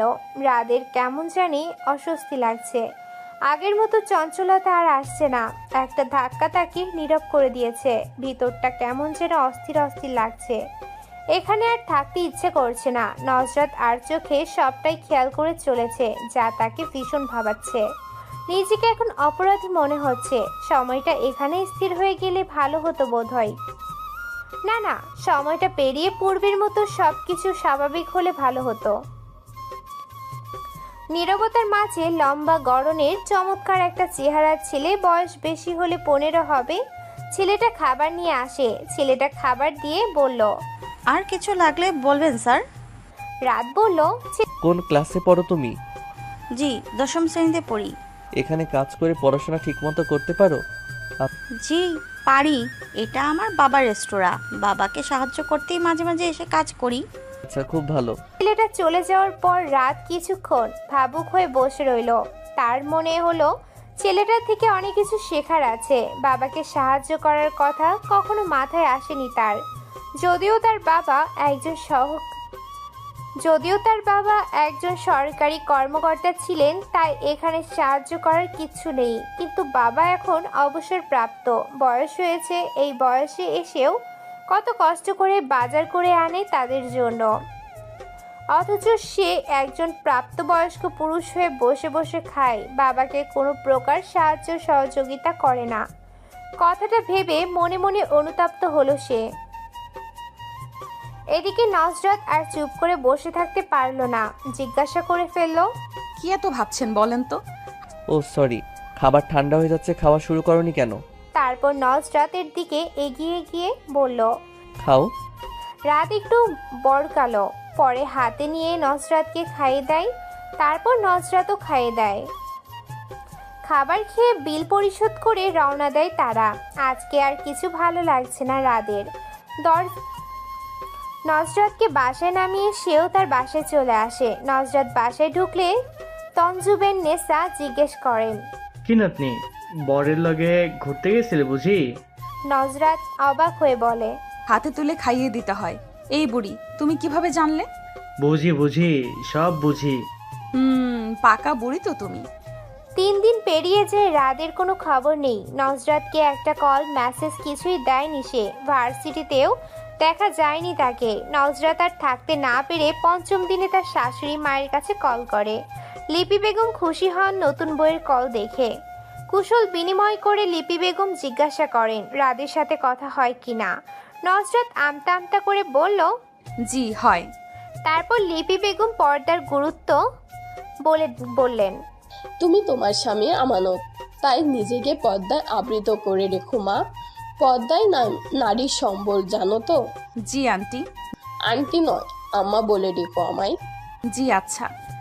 তারপর রাদের কথা শুনতে পায় নজরাত। তার মাকে ডাকছে সে। লিপি বেগম ছেলের ডাক শুনে বলেন, আচ্ছা এখন রাখছি, পরে কথা বলবো, ভালো থেকো। তারপর সালাম দিয়ে কল রেখে দেন লিপি বেগম। ছেলে ডাকছে বলেই তাড়াহুড়ো করে কল রেখে দিলেন তিনি। এদিকে নজরাতের মনটা ভীষণতায় ভরে গেল।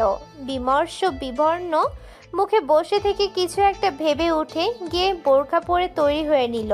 মায়ের কাছে গিয়ে বলল, আম্মু বাসায় থেকে অনেক বোরিং লাগছে, হুসেনদের বাসায় 2 দিন থেকে আসি।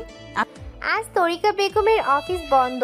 তিনি শুয়েছিলেন। মেয়ের কথায় উঠে বসে বললেন, হঠাৎ ওদের বাড়িতে যাবি কেন? জামাইকে বলেছিস? নজরাত খানিকটা বিরক্ত নিয়ে বলল, আমি কি এখনো তাদের বাড়িতে গিয়েছি যে কোথাও যেতে পারমিশন নিয়ে যেতে হবে? আমি যাচ্ছি। নজরাত চলে গেল। এটা নতুন না। যখনই নজরাত এর মন খারাপ থাকে তখনই সে হুমাইসার কাছে চলে যায়। হুমাইসাও নজরাত এর বাসায় চলে আসে। তারা দুজন ভীষণ ভালো বান্ধবী, তাই কেউ বাধা দেয় না। সন্ধ্যাবেলা রাত শাশুড়ির বাসায় আসে। তরিকা বেগম নতুন জামাইকে দেখে কোনটা রেখে কি করবেন ভেবে পান না। তারপর নাস্তা তৈরি করতে ব্যস্ত হয়ে পড়েন। রাত শাশুড়ি মায়ের কাছে শুনেছে তার বউ বান্ধবীর বাসায় বেড়াতে গিয়েছে, তাই এখানে আর থাকতে ইচ্ছে করছে না তার। কিন্তু চলে গেলে খারাপ দেখাবে, তাই অগত্যা বাধ্য হয়ে বসে আছে। তঞ্জুবের নেসা এটা সেটা জিজ্ঞেস করছে তাকে। সেও ভালো ছেলের মতো জবাব দিচ্ছে। তরিকা বেগম জামাইকে নুডলস আর ফুল পিঠা খেতে দেন। ফুল পিঠা আগেই বানিয়ে তেলে ভেজে রাখা ছিল। ওগুলো দ্বিতীয়বার তেলে ভেজে গুড়ের সিরাই দিয়েছে। সাথে রাত এর আনা ফল আর মিষ্টিও দিল। তঞ্জুবের নেসা মেয়েকে বললেন, তোরই পানি দিলি না? তরিকা বেগম বললেন, হ্যাঁ আম্মা দিচ্ছে। তারপর হন্তদন্ত হয়ে ছুটে পানি নিয়ে আসেন। বিয়ের পর নতুন জামাই প্রথম আসলো, অথচ মেয়েটা বাসায় নেই। তাই তিনি কি করবেন ভেবে পান না। তরিকা বেগম রাতকে বললেন, বাবা তুমি নাস্তা করো, আমি নজরাতকে বলি বাসায় চলে আসতে। একথা শুনে রাত ব্যস্ত হয়ে বলল, না আন্টি, ওকে কিছু বলার দরকার নেই। আমি এমনিতে এসেছিলাম, চলে যাব এখন। কি বলো বাবা, আজকে থাকবে না? নজরাত নাই বললেই তুমি চলে যেতে চাইছো? আমি এখনই নজরাতকে আসতে বলছি। না আন্টি প্লিজ, ওকে আসতে বলবেন না। রাত হয়ে যাচ্ছে, একা আসাটা রিস্ক হবে। রাতের শেষের কথায় দমে যান তরিকা বেগম। সত্যি তো, রাত হয়ে যাচ্ছে, একা মেয়েটা আসবে কিভাবে? পরিস্থিতি তো ভালো না, কখন কি দুর্ঘটনা ঘটে তার তো কোনো ঠিক নেই। রাফি কোচিং করে মাত্র বাসায় ঢুকলো। নতুন দুলাভাইকে দেখে দৌড়ে এসে বলল। রাত মুচকি এসে বলল, আলহামদুলিল্লাহ ভালো, তুমি কেমন আছো? ভাই ভালো আছি। পড়াশোনা কেমন চলছে তোমার? এই চলছে কোনো রকম। ভালো নয় কেন? তরিকা বেগম বললেন, সারাদিন দুষ্টুমিতে মেতে থাকে, একদম পড়াশোনা করতেই চায় না। ভালো হবে কিভাবে বলো? মায়ের কথায় রাফি লজ্জে মাথা নিচু করে বসে থাকে। রাত কিছুক্ষণ পড়াশোনা নিয়ে রাফিকে বোঝায়, তারপর সবার কাছ থেকে বিদায় নিয়ে চলে যায়। নজরাত হুমাইসাদের বাসায় আসার পর থেকে মন খারাপ করে বসে আছে। হুমাইসা ও বান্ধবীর সাথে শোক পালন করছে। হুমাইসার মা তাদের জন্য সেমাই রান্না করে নিয়ে আসে। দুই বান্ধবীকে চুপ করে বসে থাকতে দেখে বললেন, কিরে, তোরা দুই বান্ধবী একসাথে হলে বাড়ি মাথায় করে ফেলতি, আর এখন এত নীরব কেন? হুমাইসা ঠোঁট উল্টে বলে, আমাদের আজকে মন ভালো নেই। কেন, কি হয়েছে? ওই তুমি বুঝবে না, তুমি বুঝবে না। নজরাতা সেম টাইম তারপর তারা তিনজনে মিলে সেমাই খায়। হুমাইসার বাবা একজন প্রবাসী। তারা তিন বোন। বড় বোনের বিয়ে হয়েছে, শ্বশুরবাড়িতে থাকে। তারপর হুমাইসা, এরপর তার ছোট বোন হাবিবা এবার পঞ্চম শ্রেণীতে পড়ে। হুমাইসাদের ঘরে বর্তমানে কোনো পুরুষ মানুষ থাকে না, তাই এখানে নির্দ্বিধায় চলে আসতে পারে নজরাত। তাছাড়া নজরাতদের বাসায় ও উপযুক্ত কোনো পুরুষ মানুষ নেই, তাই হুমাইসা ও সেখানে নির্দ্বিধায় যেতে পারে।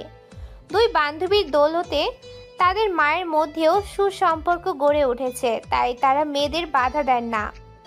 অপরদিকে রাত নজরাতকে কল করে তার ফোন বন্ধ পেয়ে তাদের বাসায় এসেছিল, কিন্তু নজরাতকে না পেয়ে মন খারাপ করে চলে যেতে যায়।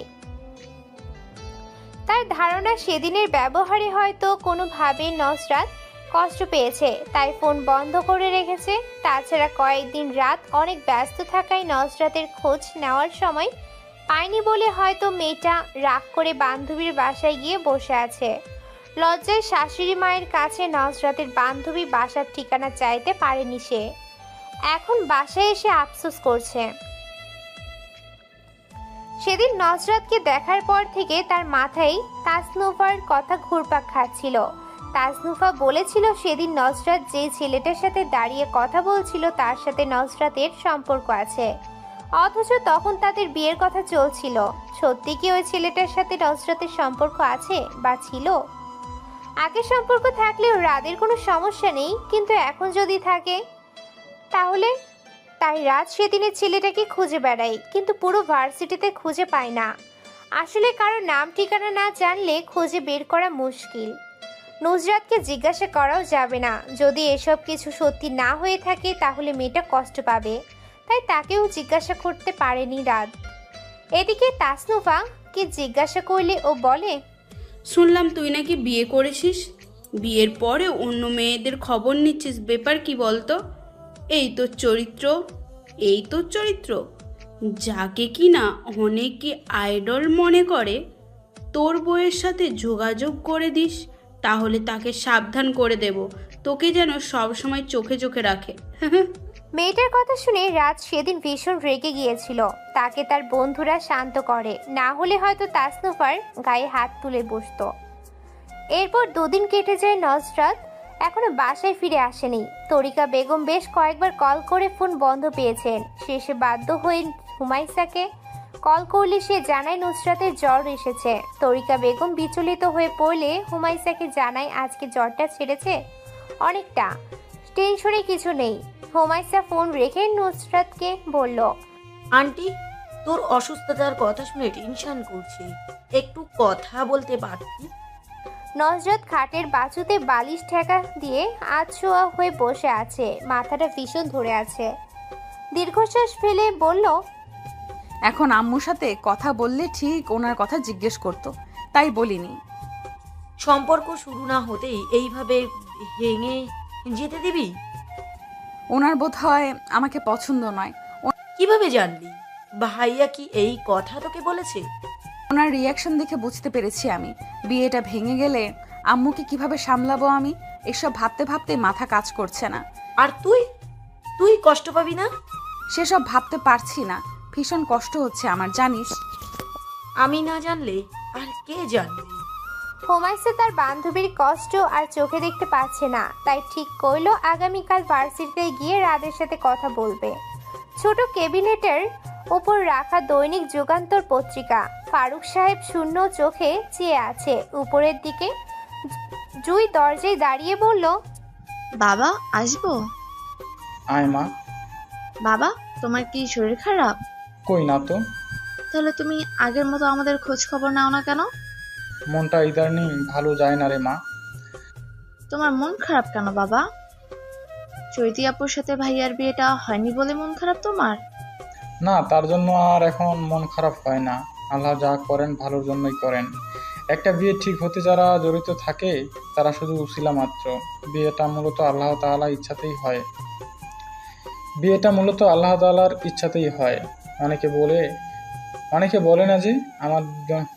অনেকে বলে না যে আমার জন্য বিয়েটা হয়েছে, নতুবা ভেঙে যাচ্ছিল। এসব আসলে ভুল বলে মানুষ। যে বিয়ে আল্লাহ রাব্বুল আলামিন রাজি খুশি হয়ে ঠিক করেন সেই বিয়ে ঠেকায় কে বল? তাহলে তোমার মন খারাপ কেন? ইদানিং পত্রিকা পড়ে মনটা বিতৃষ্ণায় ভরে যায়, বুঝলি? পাতা উল্টালেই নানা দিকে রাজনীতি, চুরি ডাকাতি, খুন খারাপি ছাড়া ভালো কোনো সংবাদ পাওয়া দুষ্কর হয়ে যাচ্ছে আজকাল। ভবিষ্যৎ প্রজন্মকে এরা কি দিয়ে যাচ্ছে বলতো? স্বাধীন দেশে থেকেও কেমন পরাধীন মনে হয়। এসব ভাবলেই মাথাটা ভীষণ ধরে যায়। তাহলে এসব নিয়ে ভেবো না বাবা। স্বার্থপর হতে বলছিস মা? কি করব বলো তো? এগুলো দেখা ছাড়া তো আমাদের উপায় নেই। আমরা সাধারণ মানুষ, তো কিছু করতে পারবো না। যারা পারবে তারা তো হাত গুটিয়ে বসে আছে। যা বলেছিস, তাদের কাজ নরম মাটিতে আঘাত করা। ঠিক বলেছো বাবা। আম্মা আমাদের জন্য বসে আছে, এখন নাস্তা করবে, চলো। আচ্ছা চল। হোমাইসার ভার্সিটিতে ঢুকে ক্যাম্পাসের এক এক কোণে বেঞ্চ রাখা জায়গাটাই এসে বসলো। রাত আর তার বন্ধুরা মিলে এখানে বেশিরভাগ সময় আড্ডা দেয়। আজকে বোধ হয় এখনো আসে নাই। আশেপাশে ভালো করে দেখে নিল, না কোথাও দেখা যাচ্ছে না। তাদের ক্লাসে একবার গিয়েও খুঁজবে কি, কিন্তু এই সময়ে ক্লাস আছে কি না তারও তো ঠিক নেই। তাছাড়া রাতের কিছুদিন পরেই মাস্টার্সের ফাইনাল পরীক্ষা, এই সময় ক্লাস হয় কিনা জানা নেই। আচ্ছা, কিছুদিন পর পরীক্ষা বলে রাত যদি ভার্সিটিতে আসা বন্ধ করে দেয় তাহলে তো মুশকিল। রাদের সাথে কথা বলতে না পারলে ওদের মধ্যে কিচ্ছু ঠিক হবে না। নানা কথা ভাবতে ভাবতে হুমায়সার মনটা খারাপ হয়ে গেল। এদিকে নজরাতকে বলে এসেছে শপিং মলে যাবে সে। যদি সত্যি কথা বলতো তাহলে নজরাত বুঝে ফেলতো, তখন কিছুতেই হুমায়সাকে ভার্সিটিতে আসতে দিতে চাইতো না। প্রায় ঘন্টাখানেক এখানে বসে অপেক্ষা করলো হুমায়সা, কিন্তু রাদের দেখা পেল না। শেষে ধৈর্যহারা হয়ে চলে যাওয়ার জন্য ভার্সিটি থেকে বেরিয়ে লেগুনার জন্য দাঁড়ালে পেয়েও যায়। লেগুনায় তার সাথে একজন মহিলা যাত্রী আর দুজন হলেই বোধহয় গাড়ি ছেড়ে দিবে। হুমায়সা মন খারাপ করে ভার্সিটির গেটের দিকে তাকিয়ে আছে। দুজন যাত্রী আসতেই গাড়ি ছেড়ে দিবে, এমন সময় রাতকে বাইক সমেত ভার্সিটিতে ঢুকতে দেখা গেল। হুমায়সা দ্রুত বলল, মামা গাড়ি থামান। ড্রাইভার গাড়ি থামাতেই হুমায়সা গাড়ি থেকে নেমে দৌড়ে ভার্সিটিতে ঢুকে গেল। তার এমন কাণ্ডে সবাই একটু অবাকই হলো, কিন্তু কেউ কিছু বলল না। ড্রাইভার আর বসতে পারলো না, গাড়ি ছেড়ে দিতে হলো। এসব রোডে গাড়ি বেশিক্ষণ দাঁড় করিয়ে রাখা যায় না, তাই হুমায়সা ভার্সিটিতে ঢুকে এদিক ওদিক তাকিয়ে সেই বেঞ্চের কাছে রাতকে দেখতে পেয়ে দ্রুত পায়ে হেঁটে রাদের কাছে গিয়ে বলল, আসসালামু আলাইকুম। ও, অবশেষে আপনাকে পেলাম ভাইয়া। শুকনো ঠোঁট জিহ্বা দিয়ে ভিজিয়ে রাত আর তার বন্ধুদের দিকে একবার চেয়ে বলল, আমাকে বলছেন? হ্যাঁ ভাইয়া, আমি নজরাত এর বান্ধবী হুমাইয়াস। নজরাতের নাম শুনে উদ্বিগ্ন হয়ে রাত বলল, ও কি আপনার বাসায় আছে? হ্যাঁ ভাইয়া, ওর ব্যাপারে আপনার সাথে কথা বলতে এসেছি। আপনার কি সমস্যা হবে? হ্যাঁ অবশ্যই, চলেন কোথাও বসে কথা বলি। আচ্ছা। তারপর রাত তার বন্ধুদের বলে হুমায়সাকে নিয়ে ভার্সিটির পাশে একটা ছোট্ট রেস্তোরাঁয় বসে। হুমায়সা প্রথমে বলে, ভাইয়া, নজরাত খুব আপসেট হয়ে আছে। আমি ওর থেকেই সব কিছু শুনেছি। তাছাড়া বিয়ের আগে আপনি যখন দেখতে যান তখন আমি ওকে ওভাবে সাজিয়ে দিই। ও লজ্জায় আপনার সামনে যেতে চাইছিল না, সেই জন্যে। এর আগের দিন ভার্সিটিতে বান্ধবীরা মিলে ডেয়ার দিয়েছিল, তাই আপনার সাথে কথা বলতে গিয়েছিল। সব কিছুর জন্য ও খুব লজ্জা পাচ্ছিল, সেই জন্য বিয়েটা ও করতে চাইছিল না। এখন আপনি ওকে ভুল বুঝেছেন। আমি কি বলবো ঠিক গুছিয়ে বলতে পারছি না হয়তো। রাত সবটাই শুনলো এবং বুঝতে পারলো। অত্যন্ত ধীরতার সঙ্গে বলল, আমি বুঝতে পারছি সবকিছু। ওর ফোন বন্ধ পেয়ে আমি ওদের বাসায় গিয়েছিলাম। তখন আমার শাশুড়ি মা বললেন ওর কোনো এক বান্ধবীর বাসায় গিয়েছে, কিন্তু ফোন কেন বন্ধ করে রেখেছে বলেন তো? ও কি ভুলে গিয়েছে যে ও এখন বিবাহিত, ওকে ওর হাজবেন্ড খুঁজতে পারে? এটা কি ও বুঝতে পারছে না বলেন? আপনি নাকি কয়েকদিন ওর সাথে কোনো যোগাযোগ করেন নাই, তাই ও ভাবছে আপনি ওর উপর রেগে আছেন, তাই ওর সাথে কোনো যোগাযোগ করছেন না। হ্যাঁ, কিছুদিন ভীষণ ব্যস্ত ছিলাম, তাছাড়া পড়াশোনা আছে, পরীক্ষার তো বেশি দিন নেই। আপনি ওকে বললেন আমি ওর উপরে রেগে নেই, আর ও যেন ফোন বন্ধ না রাখে। আচ্ছা বলো, আজকে তাহলে আসি ভাইয়া? হুমায়সা বসা থেকে উঠতে নিলে রাত দ্রুত বলে ওঠে, সে কি কিছু না খেয়ে চলে যাবেন? কি খাবেন বলেন? না ভাইয়া, এমনিতেই অনেক লেট হয়ে গেছে, আজকে যেতে হবে। না না, তা বললে তো হবে না। আমি অনুরোধ করছি কিছু খেয়ে যান, না হলে আমার খারাপ লাগবে। আচ্ছা তাহলে কোল্ড কফি খাবো। শুধু কফি? হ্যাঁ ভাইয়া, আমি বাসায় যেতে হবে। আচ্ছা, তাহলে নজরাতকে কোনোদিন আসবেন তখন বেশি করে খাবেন। রাত মুচকি এসে বলল। রাদের কথাই হুমায়সা ও মুচকি এসে বলল, ইনশাআল্লাহ। তারপর হুমায়সা কোল্ড কফি খেয়ে রেস্তোরাঁ থেকে বেরিয়ে রিক্সার জন্য দাঁড়ালে রাত নিজেই রিক্সা ঠিক করে ভাড়া মিটিয়ে দেয় রিক্সা চালককে। এতে ভীষণ অপ্রস্তুত হয়ে যায় হুমায়সা। রাতকে বলে, এসবের কি দরকার ছিল ভাইয়া? আমার জন্যই তো আপনার লেট হলো না। আচ্ছা যাই হোক, আপনার বান্ধবীকে মনে করে বলবেন প্লিজ। আচ্ছা বলবো। হুমায়সা চলে যাওয়ার পর রাদু বাসায় চলে যায়। নজরাদের খোঁজ পাওয়াতে এখন শান্তি লাগছে। মনটা কিছুদিন খুব অস্থির লাগছিল তার। ফারুক সাহেব বসে চা পান করছিলেন, এমন সময় জুই আব্বা বলতে বলতে হন্তদন্ত হয়ে ছুটে আসে। ফারুক সাহেব চায়ের কাপ রেখে বললেন, কিরে এভাবে ছোটাছুটি করছিস কেন? ব্যথা পাবি তো। বাবা, খবর শুনেছো? কোটা বাতিলের জন্য ছাত্ররা আন্দোলনে নেমেছে। ভালো কাজে নেমেছে তারা, আল্লাহ তাদের সহায় হন, আমিন। জানিস, অনেক মানুষ আছে যারা মুক্তিযোদ্ধার নামে জালিয়াতি, প্রতারণা ও অসত্য তথ্য দিয়ে মুক্তিযোদ্ধা পরিচয়ে সরকারি ভাতা নিচ্ছেন। তাছাড়া এই কোটা মুক্তিযোদ্ধাদের জন্য বা তাদের ছেলে মেয়েদের জন্যও ঠিক আছে, কিন্তু তাদের নাতিপুতিদের দেওয়া কোনো মানেই হয় না। তাদের যদি মেধা থাকে তাহলে তারা এমনিতেই নির্বাচিত হবে, সেখানে কোটার তো আর কোনো প্রয়োজন নেই। কোটার জন্য অনেক মেধাবী শিক্ষার্থীরা সরকারি চাকরি থেকে বঞ্চিত হচ্ছে। জি বাবা। দিন যত যাচ্ছে কোটা বাতিলের আন্দোলন তত ভয়াবহ রূপ নিতে থাকে। ফারুক সাহেব জুইকে আন্দোলনে পাঠাতে চাইলে লিপি বেগম বাধা দিয়ে বলেন, উম্মি জিহাদ রাদিয়াল্লাহু বলেন, রাসূল সাল্লাল্লাহু আলাইহি সাল্লাম এর জমানায় আমরা 6 জন মহিলা খয়বরের যুদ্ধে শরীক হওয়ার জন্য রওয়ানা হলে রাসূল সাল্লাল্লাহু আলাইহি সাল্লাম খবর পেয়ে আমাদেরকে ডাকলেন। আমরা তার নোরানি চেহারায় গোসবার আলামত দেখছিলাম। তিনি জিজ্ঞাসা করলেন, তোমরা কার অনুমতি লইয়া আসিয়াছ? আমরা বললাম, ইয়া রাসূলুল্লাহ, আমরা পশম বুনিতে জানি, জেহাদে ইহার প্রয়োজন হয়।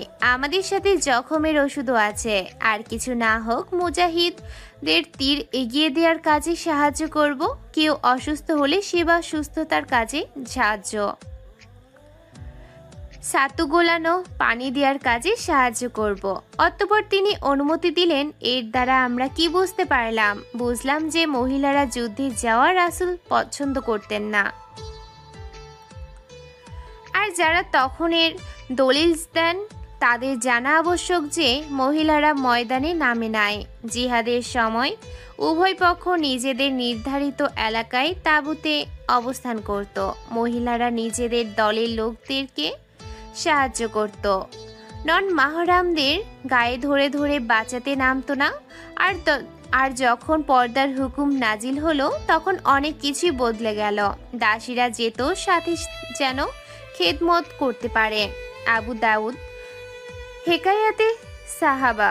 সব জায়গায় ইসলাম টানা লাগে না, আবার কারো কারো কারণে কিছু জায়গায় ইসলামকে টেনে আনা লাগে, তাই টেনে আনলাম আর কি।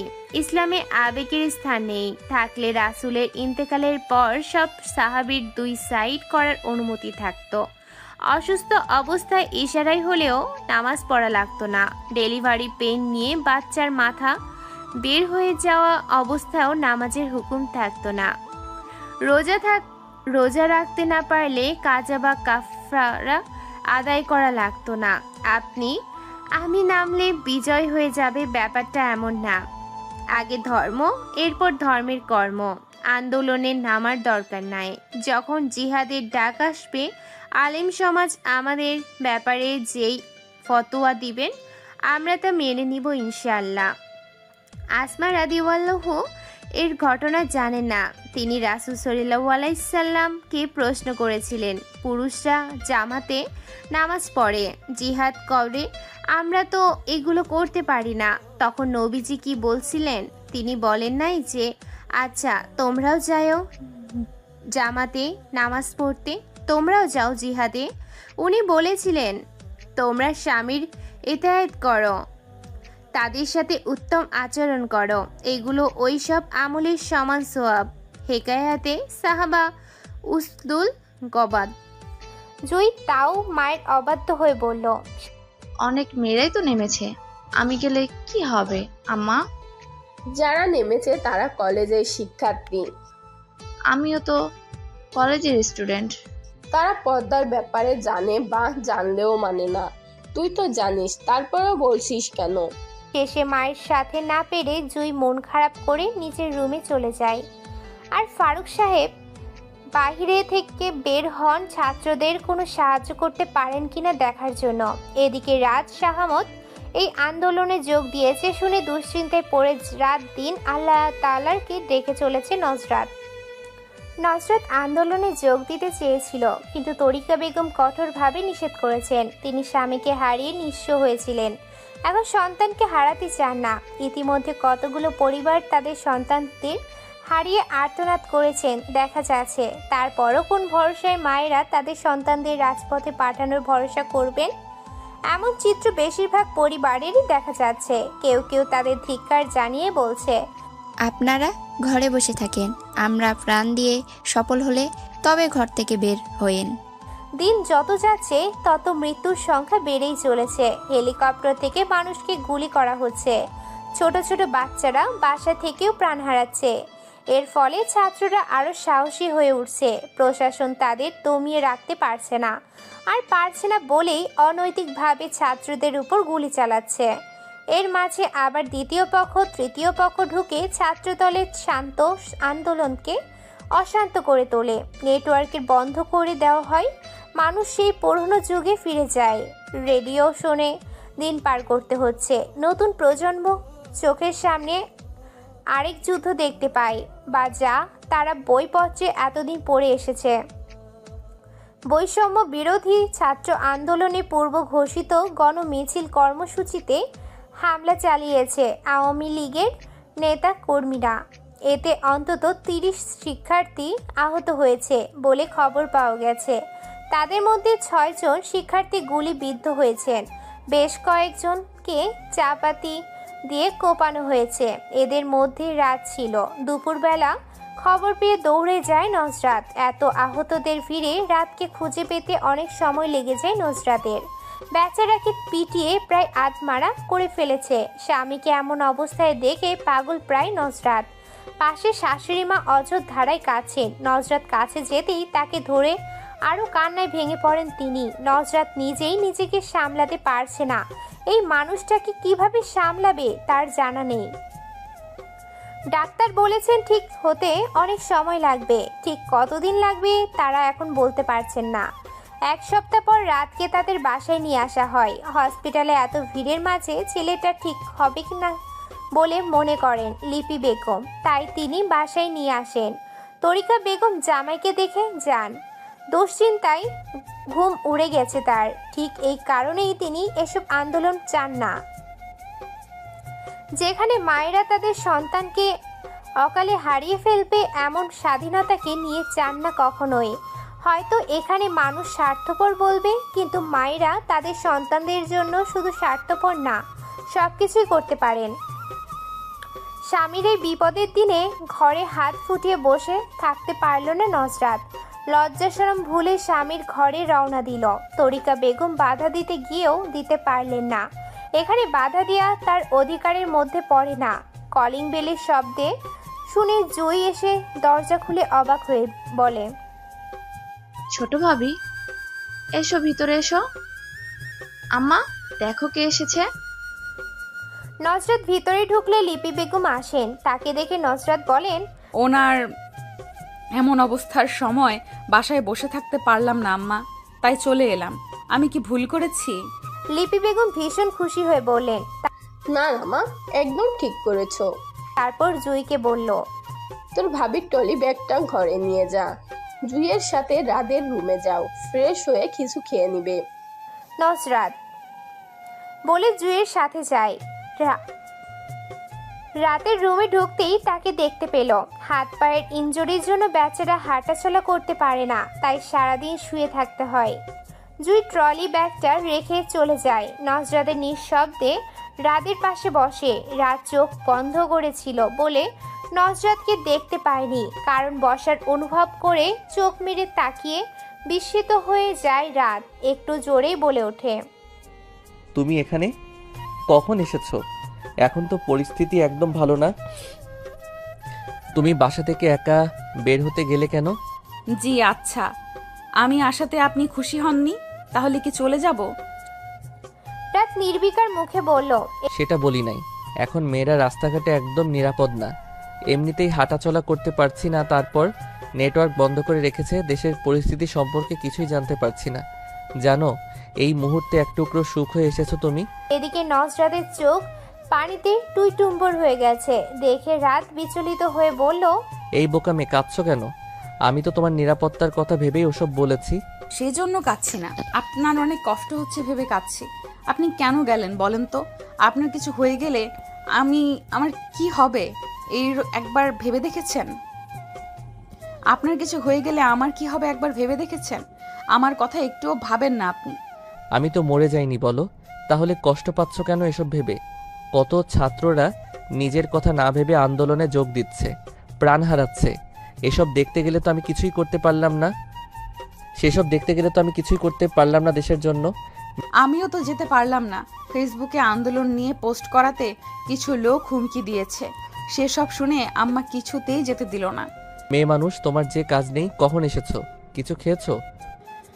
বেশিক্ষণ হয়নি এসেছি। ও তাহলে যাও, ফ্রেশ হয়ে নাও, ওই যে বাথরুম। আচ্ছা বলে ফ্রেশ হতে যায়। নজরাত ফ্রেশ হয়ে আসলে শাশুড়ি মা তার জন্য চিকেন ফ্রাই করে দেয়। মেয়েটা প্রথমবার তাদের বাসায় এসেছে, তাই মন খারাপ থাকলেও এইটুকু করতেই হলো। নজরাত নিজে খাবার খাওয়ার সাথে সাথে রাদের মুখে একটু করে দিতে থাকে। রাত খাবে না বললেও শোনে না। খাবার শেষে দুজনে মিলে আন্দোলন নিয়ে কথা বলছে। এমন সময় বাহির থেকে আর্তনাদ শুনতে পেয়ে নুসরাত বলল, আমি দেখে আসছি, আপনি থাকুন। ফারুক সাহেব কারুর সাথে ফোনে কথা বলে ধপ করে ফ্লোরে বসে পড়েন। লিপি বেগম দৌড়ে এসে বললেন, রাসেলের বাপ, কি হয়েছে তোমার? এভাবে ফ্লোরে বসে পড়লে কেন? কার সাথে কথা বললে? ইতিমধ্যে জুই আর নসরাতও এসেছে। জুই বাবার পাশে বসে বলল, বাবা, কি হয়েছে তোমার? ফারুক সাহেব খুব কষ্ট করে উচ্চারণ করলেন।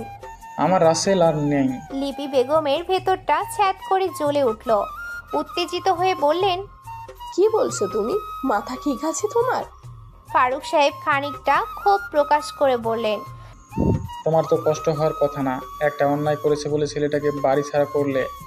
তোমার নাকি লজ্জা হতো এই ছেলেকে নিয়ে, অথচ তোমার ছেলে তোমাকে শহীদের মা বলে সম্মান দিয়ে গেল। লিপি বেগম কান্নায় ভেঙে পড়ে বললেন, ছেলের উপর রাগ অভিমান ছিল, তাই বলে তার মৃত্যুর কামনা করি নাই। মা হয়ে ছেলের মৃত্যুর কামনা কিভাবে করব আমি? আমার অন্তর ফেটে যাচ্ছে। নজরাত লিপি বেগমকে সামলানোর চেষ্টা করছে, কিন্তু ব্যর্থ হচ্ছে। জয়ী তার বাবাকে ধরে কাঁদছে। বাড়িতে পুরো শোকের ছায়া নেমে এসেছে। রাত নিজের রুমে থেকে সবটাই শুনল। শূন্য চোখে উপরের দিকে তাকিয়ে রইল। চোখের কোণ বেয়ে নোনা জল গড়িয়ে পড়ছে তার। নজরত রাতের সাথে রয়ে গেল, আর বাকিরা হসপিটাল থেকে লাশ এনে দাফনের জন্য গিয়েছে। নজরতকে কাছে পেয়ে বাচ্চাদের মতো কান্না করে দেয় রাত। মায়ের আড়ালে বড় ভাইয়ের সাথে ঠিকই যোগাযোগ রাখত সে। ভাইটাকে যে ভীষণ ভালোবাসত।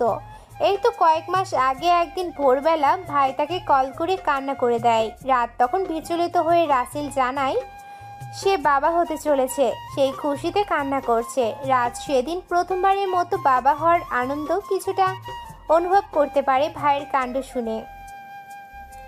3 মাস পর রাত সুস্থ হলে নজরাত নিজের বাসায় ফিরে আসে।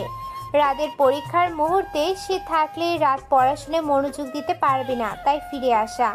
নজরাত চলে আসার দিন রাত তাকে একদম ছাড়তে চাইছিল না। বেশ কিছুক্ষণ জাপটে ধরে বসেছিল আর বলেছিল, এই কদিনে আমি তোমাতে আসক্ত হয়ে গিয়েছি প্রিয়, তুমি থেকে গেলে হয় না? নজরাত কঠোর মুখভঙ্গি করে বলেছিল। রাত না হয় না। মন খারাপ করে থাকলেও আর কিছু বলেনি। নিজেই নজরাতকে তার বাসায় পৌঁছে দিয়ে যায়। তারপর পড়াশোনায় ব্যস্ত হয়ে পড়ে। এখন আর আগের মতো বন্ধুদের সাথে আড্ডা জমাতে পারে না। ভাইয়ের মৃত্যুতে অনেকটা নীরব হয়ে যায় রাত। রাসেলের বউ 7 মাসের অন্তঃসত্ত্বা লিপি বেগম তাকে নিয়ে এসেছেন। ছেলের মৃত্যুর পর এখন আর কোনো রাগ নেই তার। হয়তো রাসেলের বউ চৈতির সাথে পুরোপুরি স্বাভাবিক আচরণ করতে পারেন না, তবে সময়ের সাথে সাথে ঠিক হয়ে যাবেন ইনশাল্লাহ। তাছাড়া জয়ী বা জান্নাতকে দিয়ে সময় মতো খাবার দাবার পৌঁছে দেন চৈতির ঘরে। চৈতি সারাক্ষণ মনমরা হয়ে বসে থাকে নিজের ঘরে। বাইরে কিছু নিয়ে তার কোনো আগ্রহ জাগে না। সারাক্ষণ ঘরবন্দি হয়ে থাকতেই ভালো লাগে যেন। রাসেলদের বাড়ি থেকে 10 মিনিটের দূরত্বে একটা বাড়িতে চৈতির বাবা মা ভাড়া থাকতেন। রাসেল ওই পথ দিয়ে প্রতিদিন অফিসে যাতায়াত করত। মাঝে মাঝে চৈতিকে দেখতে পেত আর সেখান থেকে ভালো লাগা তৈরি হয়। তারপর দুজনের মধ্যে প্রেম। লিপি বেগমকে একদিন জানিয়েছিল তাদের প্রেমের কথা, কিন্তু লিপি বেগম বলেছিলেন, এসব হারাম সম্পর্ক আমি কিছুতেই মেনে নিব না। আমার পছন্দ করা মেয়েকেই তোকে বিয়ে করতে হবে। এদিকে চৈতির প্রচুর বিয়ে আসছিল। রাসেল এ কথা জানার পর সিদ্ধান্ত নেয় তারা পালিয়ে বিয়ে করবে। অতঃপর তাই করলো। বিয়ে করার পর লিপি বেগম মেনে না নিলে দুটো রুমের ছোট একটা বাসা ভাড়া করে তাদের ছোট্ট সংসার শুরু করে। খুব আনন্দের দিন পান করছিল তারা। তার মধ্যে নতুন অতিথির আগমন বার্তা সংসারের সুখ দ্বিগুণ হয়ে উঠেছিল। কিন্তু বেশি দিন তা সইল না চৈতির কপালে। রাসেলের মৃত্যু যেন দুমড়ে মুচড়ে শেষ করে দিল চৈতির সুখের সংসার। তার মতে, যেখানে আমার স্বামীকে হারাতে হয় এমন স্বাধীন দেশ তো আমি চাই না। নজরত আবার ভার্সিটিতে যাওয়া শুরু করেছে। এখন আর আগের মতো রাতকে কোথাও দেখতে পায় না সে। আগে বিরক্ত লাগতো, কিন্তু এখন দেখতে পেলে ভালো লাগতো। সবার আড়ালে লুকিয়ে তাকিয়ে থাকতো। কি আর করার, সময় পাল্টে সাথে মুহূর্তগুলো। রাত পড়া শেষ করে রাতে কল করে প্রতিদিন, তাছাড়া আর তাদের মধ্যে কথা হয় না। আজকে নজরাত কিছুতেই চোখ মেলে তাকিয়ে থাকতে পারছে না। জোর করে সজাগ থাকলে ভীষণ মাথা ব্যথা করে তার, তাই ঘুমিয়ে পড়ল। সেই ঘুম রাত 2টায় একটা স্বপ্ন দেখে ভাঙল। ঘুম থেকে উঠেই সে ব্যালকনিতে চলে গেল। নিচে রাস্তায় কাউকে খুঁজলো। স্বপ্ন দেখেছে রাত এসেছে, এখন ভালো করে খুঁজে বুঝলো এটা তার স্বপ্ন ছিল। রুমে ফিরে এসে কিছুক্ষণ বসে রইল। এখন খিদা অনুভব হচ্ছে, না খেয়ে ঘুমিয়ে পড়েছিল তখন। বাথরুম থেকে চোখ মুখে পানি ঝাপটা দিয়ে এসে বিস্কুটের প্যাকেট নিয়ে বসলো। ফোন ইউজ করছে আর বিস্কুট খাচ্ছে। অনলাইনে গিয়ে দেখলো রাত বেশ কয়েকবার কল করেছিল। নজরাত কল রিসিভ করেনি বলে মেসেজ দেয়। বউ ঘুমিয়ে পড়েছো? মেসেজটা দেখে নজরাতের খুব আফসোস হচ্ছে, কেন সে ঘুমিয়ে গেল। এখনই রিপ্লাই দিল, ঘুমিয়ে পড়েছিলাম। কয়েক সেকেন্ড অতিবাহিত হতে না হতেই কল আসে। কলের শব্দে নজরাত কিছুটা ভয় পেয়ে যায়। নজরাত বুঝতে পারেনি রাত জেগে আছে। তার উপর নিস্তব্ধ রুমে হঠাৎ কলে ভয়ে চমকে ওঠে। নিজেকে সামলে রুমের লাইট অন করে কল রিসিভ করে। রাত বালিশের উপরে উপর হয়ে শুয়ে আছে। নজরাত বলল, আপনি কি ঘুমান নাই এখনো? কেন? না। রাত জেগে থাকলে শরীর খারাপ করবে না? আমার বউয়ের সাথে কথা হয়নি বলে ঘুম আসছিল না। এত তাড়াতাড়ি ঘুমিয়ে গেলে খাবার খেয়েছিলে? ঘুমের জন্য খাবার খাওয়ার সময় ছিল না, তাই এখন বিস্কুট খাচ্ছি। তুমি এমন ঘুম কাতুরে জানতাম না তো। এদিকে তোমার ঘুমের জন্য আমার ঘুমের 2:30 বেজে গেল। এই দায় এখন কে নিবে বলো? তোমাকে শাস্তি দেওয়া উচিত। ইস, আসছে। আমি কি আপনাকে নিষেধ করেছি ঘুমানোর জন্য? তোমার মতো লবণ ছাড়া তরকারি তার কি বুঝবে? আপনি নিচ থেকে ঘুমান নাই। হইছে, আমি তরকারিতে লবণ দিয়েই খাই, আপনার মতো মুঠো করে লবণ খাই না। আসছে লবণখোর কোথাকার। আমি যখন পার্মানেন্টলি আপনাদের বাসায় আসবো তখন লবণ ছাড়া তরকারি রান্না করে আপনাকে খাওয়াবো। লবণ স্বাস্থ্যের জন্য কতটা ক্ষতিকর সেটা আপনি জানেন? রাত অত্যন্ত ধীরতার সঙ্গে বলল, অতিরিক্ত লবণ খাওয়ার ফলে দেখা দিতে পারে উচ্চ রক্তচাপ। এর কারণ হলো সোডিয়াম জাতীয় খাবার রক্তের চাপ বাড়ায়, ফলে ধমনির মধ্যে প্রচুর পরিমাণে রক্ত প্রবাহিত হয়। সেই সঙ্গে এই অভ্যাস ডেকে আনতে পারে হৃদরোগ, স্ট্রোক এবং কিডনির সমস্যার ঝুঁকি। নজরাত বিরক্ত মুখে বলল, এসব জানার চেয়েও এসব জানার পরেও কি করে পারেন এত লবণ খেতে? আমি অনেক পানি খাই, সো লবণ আর শরীরে থাকে না, ওটা ড্রেন হয়ে যায়। আপনার এই কচুর মাথার যুক্তি আপনার কাছেই রাখেন। ঘুমাবেন কখন? আমি ঘুমাবো। নজরাত যে রেগে গেল এটা বুঝতে পারলো রাত, তাই বলল, আগামীকাল দেখা করবে? তাহলে আমি এসে তোমাকে নিয়ে যাব। ঠিক আছে, এখন রাখছি, আপনি ঘুমান। ঠিক আছে, আল্লাহ হাফেজ। আল্লাহ হাফেজ। এতদিন ব্যাপারটা আমলে না নিলেও এখন লিপি বেগমের কাছে চৈতির এভাবে ঘরবন্দি হওয়া সুবিধার মনে হচ্ছে না। মেয়েটা এভাবে অসুস্থ হয়ে যাবে, তাই তিনি চৈতির ঘরে গেলেন। নাস্তা টেবিলেই পড়ে আছে। এতক্ষণে মনে হয় সব ঠান্ডা হয়ে গেছে। মেয়েটা না খেয়ে জানালার গ্রিলে ধরে উদাস দৃষ্টিতে আকাশের দিকে তাকিয়ে আছে। লিপি বেগমের ভেতরটা যেন কেমন যেন করে উঠল। সেও সন্তান হারিয়েছে, কিন্তু তার বাকি সন্তানদের দিকে তাকিয়ে হয়তো কিছুটা হলেও কষ্ট ভুলে থাকতে পারেন। কিন্তু এই মেয়েটা তো কোনো কিছু বিনিময় সেটা পারে না। তাদের উচিত সবাই মিলে মেয়েটাকে সময় দেয়া, যেন খারাপ চিন্তাগুলো মনের মধ্যে না আসতে পারে। লিপি বেগম দরজায় টোকা দিয়ে ভিতরে ঢুকলো। চৈতির সামনে ঘুরে মাথা নিচু করে দাঁড়িয়ে আর থাকে। তিনি বললেন, খাবারটা খাওনি কেন? ঠান্ডা হয়ে গেল তো। খেতে ইচ্ছে করছিল না। সকালে ওষুধ আছে না? জি আছে। আমি খাবার গরম করে আনছি, খেয়ে ওষুধ খেও। গরম করতে হবে না, এমনিতেই খেয়ে নিতে পারবো। ভুনা খিচুড়ি আর ডিম ভুনা ঠান্ডা খেতে ভালো লাগে না, তাই লিপি বেগম শুনলেন না। ওভেন থেকে গরম করে আনলেন, বললেন, আমি খাইয়ে দিই। একথা শুনে চৈতির চোখ পানিতে চিকচিক করছে। আজ রাসেল এই দৃশ্য দেখতে পেলে ভীষণ খুশি হতো।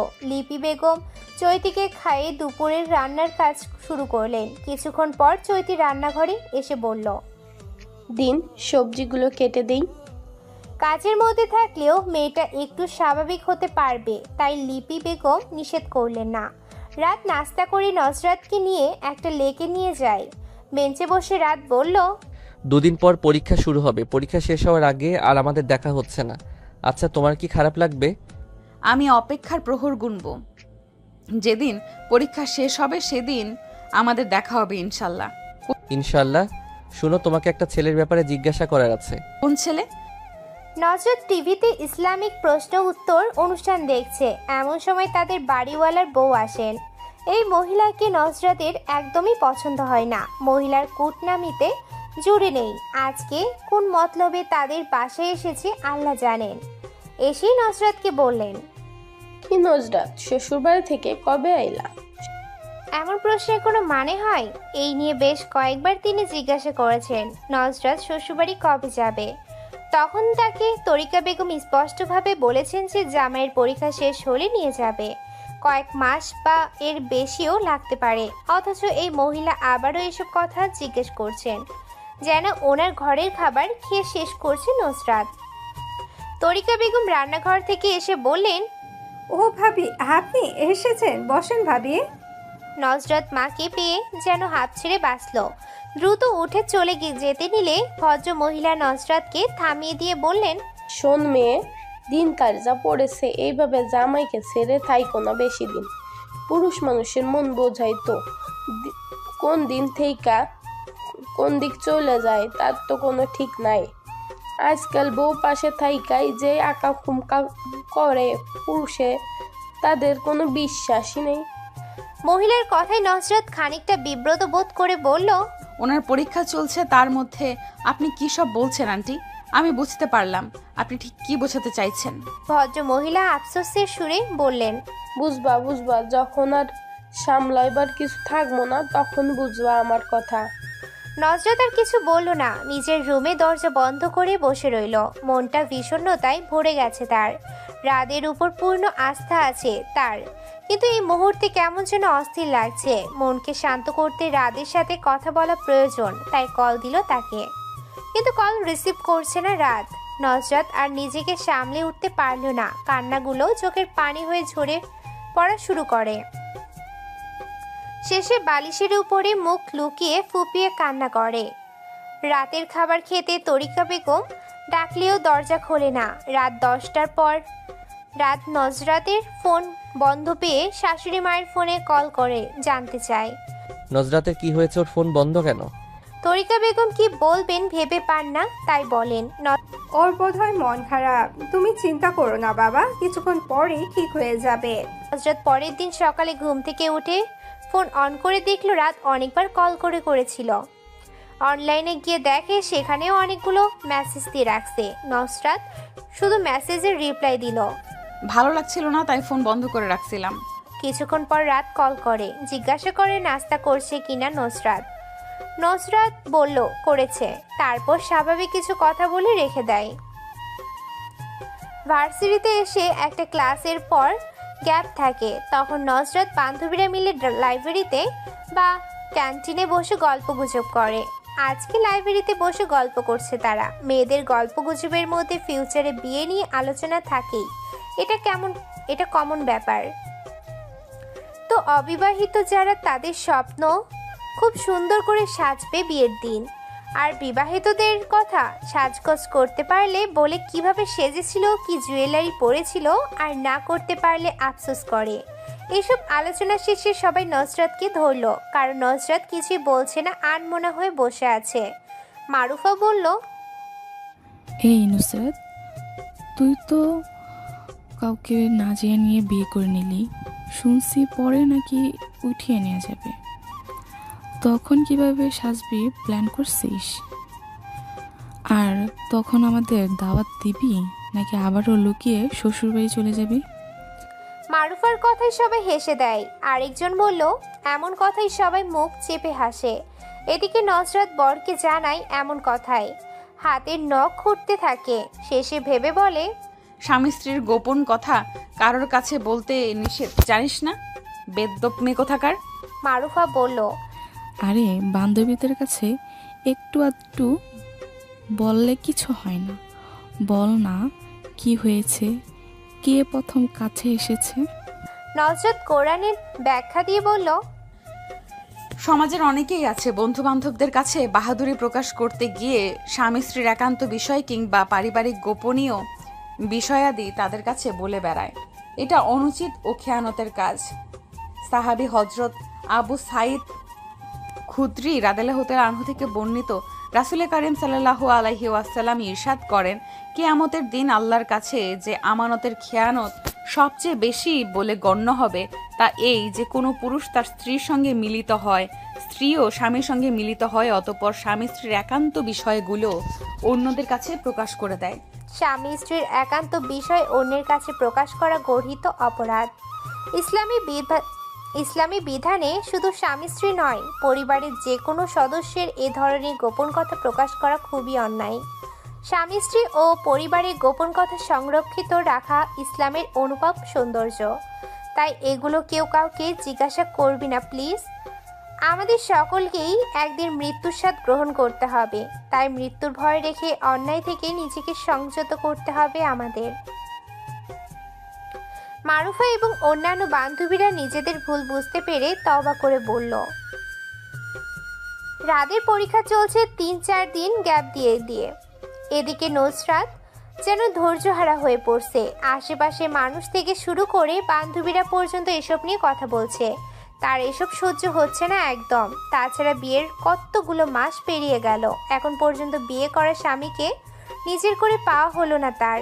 মাঝে মাঝে মনে হয় সুখের দিন আসার আগেই সে হয়তো মরে যাবে। মৃত্যুর কথা ভাবলে এসব কিছু অর্থহীন মনে হয়। আবার যখন মৃত্যুর চিন্তা দূরে সরে যায় তখন আবার না পাওয়ার আফসোস ঘিরে ধরে তাকে। ইদানিং জিদ ধরে রাদের সাথে ঠিকমতো কথা বলে না নুসরাত। রাদের পরীক্ষা শেষ হয়েছে 2 দিন হলো, অথচ নুসরাতকে নিয়ে যাওয়ার কথা মুখেও আনে না। এদিকে বড় ছেলে মারা যাওয়ার পর শাশুড়ি মা ও তেমন একটা কথা বলেন না তার সাথে। সব মিলিয়ে তার মধ্যে ভয় কাজ করে। ইদানিং কত বিয়ে ভেঙে যাচ্ছে, 6-7 বছর সংসার জীবনেও ডিভোর্স হচ্ছে। সেখানে তাদের সংসার তো শুরুই হলো না এখনো। এর মধ্যে কিছু হয় তাহলে নুসরাতের পরিবার শেষ হয়ে যাবে। ব্যালকনির ফ্লোরে বসে আকাশের দিকে তাকিয়ে আনমনে সেসব কথাই ভাবছে নুসরাত। রুমে ফোন বেজে চলেছে। সে কখন থেকে উঠে গিয়ে রিসিভ করতে একদম ইচ্ছে করছে না তার। কয়েকবার কল আসার পর রাফি ফোন নিয়ে এসে বলল, কিরে বয়রা হয়ে গেছিস নাকি? কল আসছে, কখন থেকে শুনতে পাস না? নুসরাত ফোন হাতে দিয়ে দেখলো রাত কল করেছে, কিন্তু নুসরাত আর কল ব্যাক করলো না। ইচ্ছে করছে না তার কথা বলতে। মনে শান্তি না থাকলে কিছুই ভালো লাগে না। রাতের বেলা রাত আসে নুসরাতের বাসায়। তরিকা বেগম নুডলস আর ডিম আর ময়দার মিশ্রণে চমৎকার একটা নাস্তার রেসিপি তৈরি করে দেন। নাস্তা করে নুসরাতের সাথে একান্তে কথা বলতে নুসরাতের রুমের ব্যালকনিতে যায় তারা। নুসরাত চুপচাপ বসে থাকলে রাত জিজ্ঞাসা করে, ইদানিং তোমাকে কেমন মন মরা হয়ে থাকতে দেখি, কি হয়েছে তোমার? আমার সাথে ঠিকমতো কথাও বলো না। তোমার সমস্যাগুলো তো আমাকে না বললে আমি বুঝবো কিভাবে, বলো তো?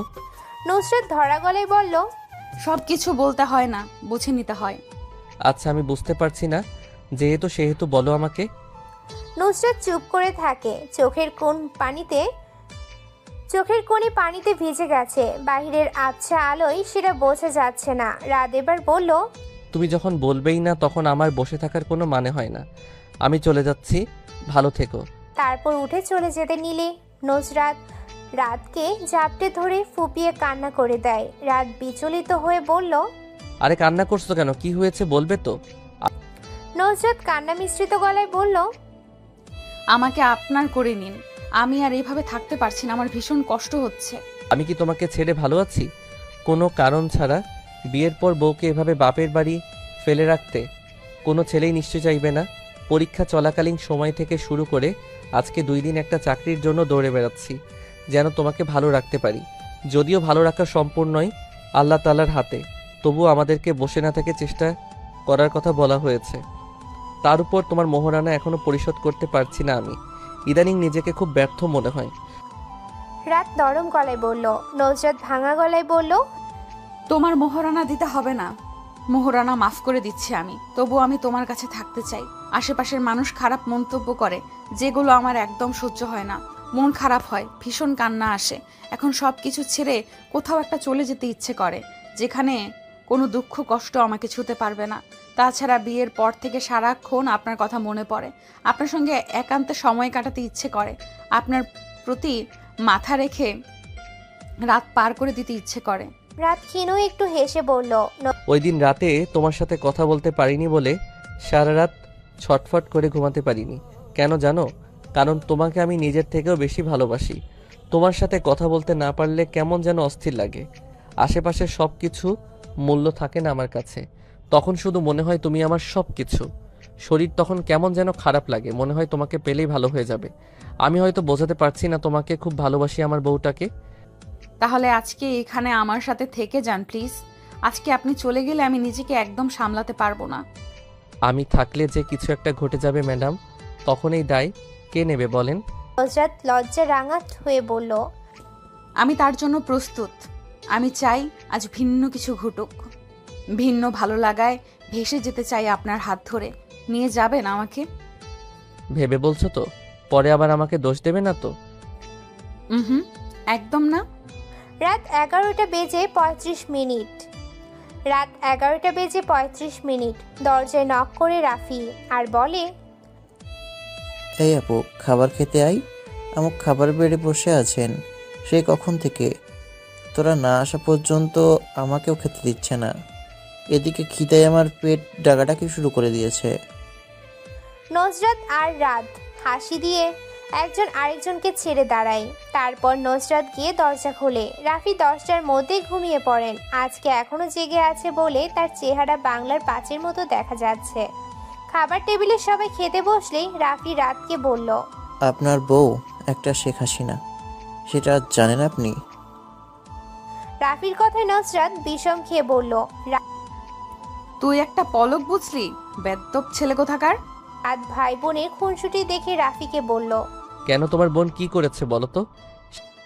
ভাইয়া, আপনার বউ আমাদের বাসায় যে রাজত্ব করে, মনে হয় যেন বাসাটা একা ওর। যেমন শেখ হাসিনা মনে করতেন দেশটা ওনার বাপের, সেজন্য বলছি। রাফির কথায় খুব হাসে রাত। এদিকে নজরাত তার ভাইকে ইচ্ছে মতো বকা দেয়। খাবার খাওয়া শেষে রুমে এসে রাত নজরাতকে প্রিন্স মেরে বলল, শেষে কিনা আমার বউ একটা শেখ হাসিনা।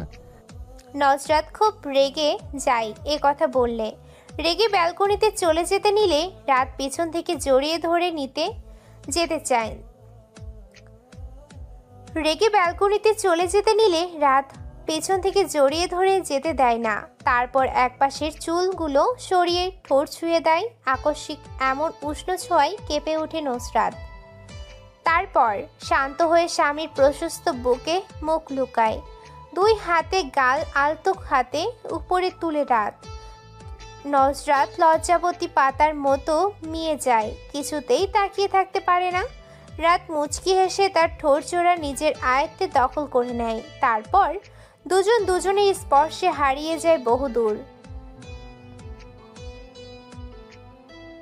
1 সপ্তাহ পর পরিবারকে নিয়ে এসে নসরাতকে নিজের বাসায় নিয়ে যায় রাত। এক বন্ধুর থেকে টাকা ধার করে নসরাতের মোহরানার টাকা পরিশোধ করে, কিন্তু নসরাতকে বলে না। আপাতত ছোট একটা কোম্পানিতে চাকরি নিয়ে সরকারির জন্য চেষ্টা করে যাচ্ছে রাত। শুরু হয় তাদের নতুন সংসার জীবন। নজরাত সবার সাথে মিলেমিশে থাকতে আপ্রাণ চেষ্টা করে চলে। শ্বশুর বাড়িতে মেয়েদের এই এক যুদ্ধ বলে চলে। যদিও ভাগ্য গুণে নজরাত তার শ্বশুরবাড়ির লোকজন ভালো পেয়েছে, তারাও মিলেমিশে কাজে সবকিছুতেই সাহায্য করে তাকে। চৈতির সাথেও খুব সুন্দর মিলেমিশে থাকে। নজরাত ছাড়া চৈতির কখন কি প্রয়োজন সবকিছুর খেয়াল রাখে। চৈতির জন্য ভীষণ মায়া হয় মেয়েটার। মাঝে মাঝে চৈতির জায়গায় নিজেকে ভাবলে কষ্টের চোখে পানি চলে আসে। স্বামী ছাড়া একটা নারী কতটা অসহায় তা চৈতিকে দেখে বুঝতে পারে নজরাত। তাই সবসময় চেষ্টা করে চৈতিকে একটু ভালো রাখার। 1 বছর পর চৈতির বাবা মা এতদিনে তাকে মেনে নিয়ে তাদের সাথে নিয়ে যেতে চাইলে লিপি বেগম দিতে অমত করলে ফারুক সাহেব বুঝিয়ে বলেন, তুমি যতই আদর যত্ন করো না কেন, এই সময় তো পার করে এসেছো। জানোই তো মেয়েরা এই সময় মায়ের কাছে থাকতে বেশি স্বাচ্ছন্দ্য বোধ করে। এখন তুমি যেতে না দিলে মেয়েটার মন খারাপ হবে। তাই তুমি আর অমত করো না, যেতে দাও। লিপি বেগম হয়তো বুঝতে পারলেন, তাই যেতে দিলেন। তবুও তার দুশ্চিন্তা হয়, যদি চৈতির বাবা মা তাকে দ্বিতীয় বিয়ে দিতে চান তাহলে তার নাতনির যে অবহেলা হবে। আর এটা লিপি বেগম একদম মানতে পারবেন না। এমনিতেই মেয়েটার বাবা নেই, এখন যদি মাকেও হারায় তাহলে মেয়েটা যে পুরোপুরি অনাথ হয়ে যাবে। তাই তিনি ভয় পান চৈতিকে বাপের বাড়ি যেতে দিতে। একদিন নজরাত চৈতির মেয়ে তাইবাকে নিয়ে আদর করছে, আর তাইবা ছোট্ট ঠোঁট প্রসারিত করে হাসছে। রাত তাইবার গাল ছুঁয়ে দিয়ে বলে, আমাদেরও এমন একটা ছোট্ট মেয়ে বাবু চাই। নজরাত মুচকি হাসি দিয়ে বলে, আমারও খুব ইচ্ছা, তাই এবার মতোই একটা ফুটফুটে মেয়ে বাবুর। 1 মাস হলো নজরাত জানতে পারে সে প্রেগনেন্ট। তাই রাত চিন্তিত হয়ে বলল, আচ্ছা, এই শরীরে তুমি পরীক্ষাগুলো দিতে পারবে? 3 মাস তো ফুল রেস্টে থাকতে হয়। উত্তরে নজরাত বলে, পারবো ইনশাল্লাহ। পড়াশোনাটা আমি শেষ করতে চাই, প্লিজ আপনি নিষেধ করবেন না।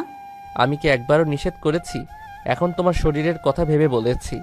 নজরাতের এবার 3য় বর্ষের ফাইনাল পরীক্ষা শুরু হতে যাচ্ছে, তাই রাত তাকে তার মায়ের কাছে নিয়ে আসে। যতই হোক শ্বশুরবাড়িতে টুকটাক কাজ না করে বসে থাকা যায় না, এতে নিজের কাছেই খারাপ লাগে। তাছাড়া নজরাতের এখন রেস্টে থাকা উচিত। সবকিছু মিলিয়ে রাত নজরাতকে তার মায়ের কাছে নিয়ে আসে।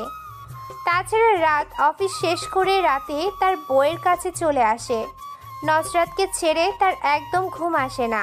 মাঝে মাঝে সন্ধ্যায় নাস্তার সহ বিভিন্ন বাজার করে নিয়ে আসে শাশুড়ি মায়ের বাসায়।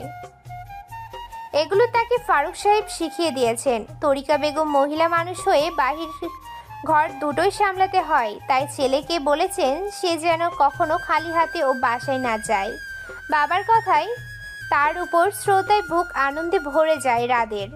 তাদের বাবা সবসময় চেষ্টা করেছেন ভালো শিক্ষা দেওয়ার, এবং তারাও মেনে চলেছে বরাবর। কথায় আছে, মা যেমন হয় মেয়ে তার তেমন স্বভাব চরিত্র পায়, এবং বাবা যেমন হয় ছেলে তার মতোই হয়। যদিও সবাই হয় না, তবুও বেশিরভাগ হয়।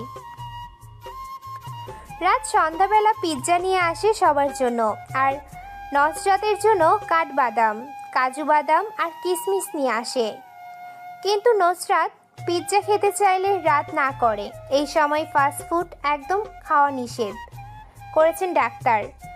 নসরাত খেতে পারবে না বলে রাতও পিৎজা খেলো না। বাদাম নসরাতকে খাইয়ে দিচ্ছে, সাথে নিজেও কিছু খাচ্ছে। নসরাতের মন খারাপ পিৎজা খেতে পারেন।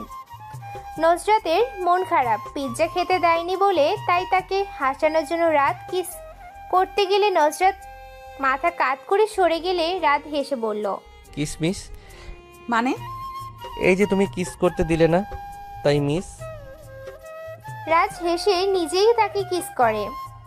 তখন রাত নসরাতের সামনে কিসমিস ধরে বলে, কিসমিস খাও। নসরাত খেয়ে রাতের বুকে নিজেকে লেপ্টে রাখে আর তাদের বেবিদের নিয়ে বিভিন্ন প্ল্যান করে। পুরো গল্পে পাশে থাকার জন্য ধন্যবাদ। তো কেমন হয়েছে জানাবেন। ভুল হলে ক্ষমার দৃষ্টিতে দেখবেন। হয়তো আপনাদের মনের মতো করে লিখতে পারি নাই, তারপরও লাইক এবং কমেন্ট দিয়ে জানাবেন কেমন হয়েছে। ধন্যবাদ সবাইকে পাশে থেকে উৎসাহিত করবেন। পরবর্তী গল্পের জন্য অপেক্ষা করুন।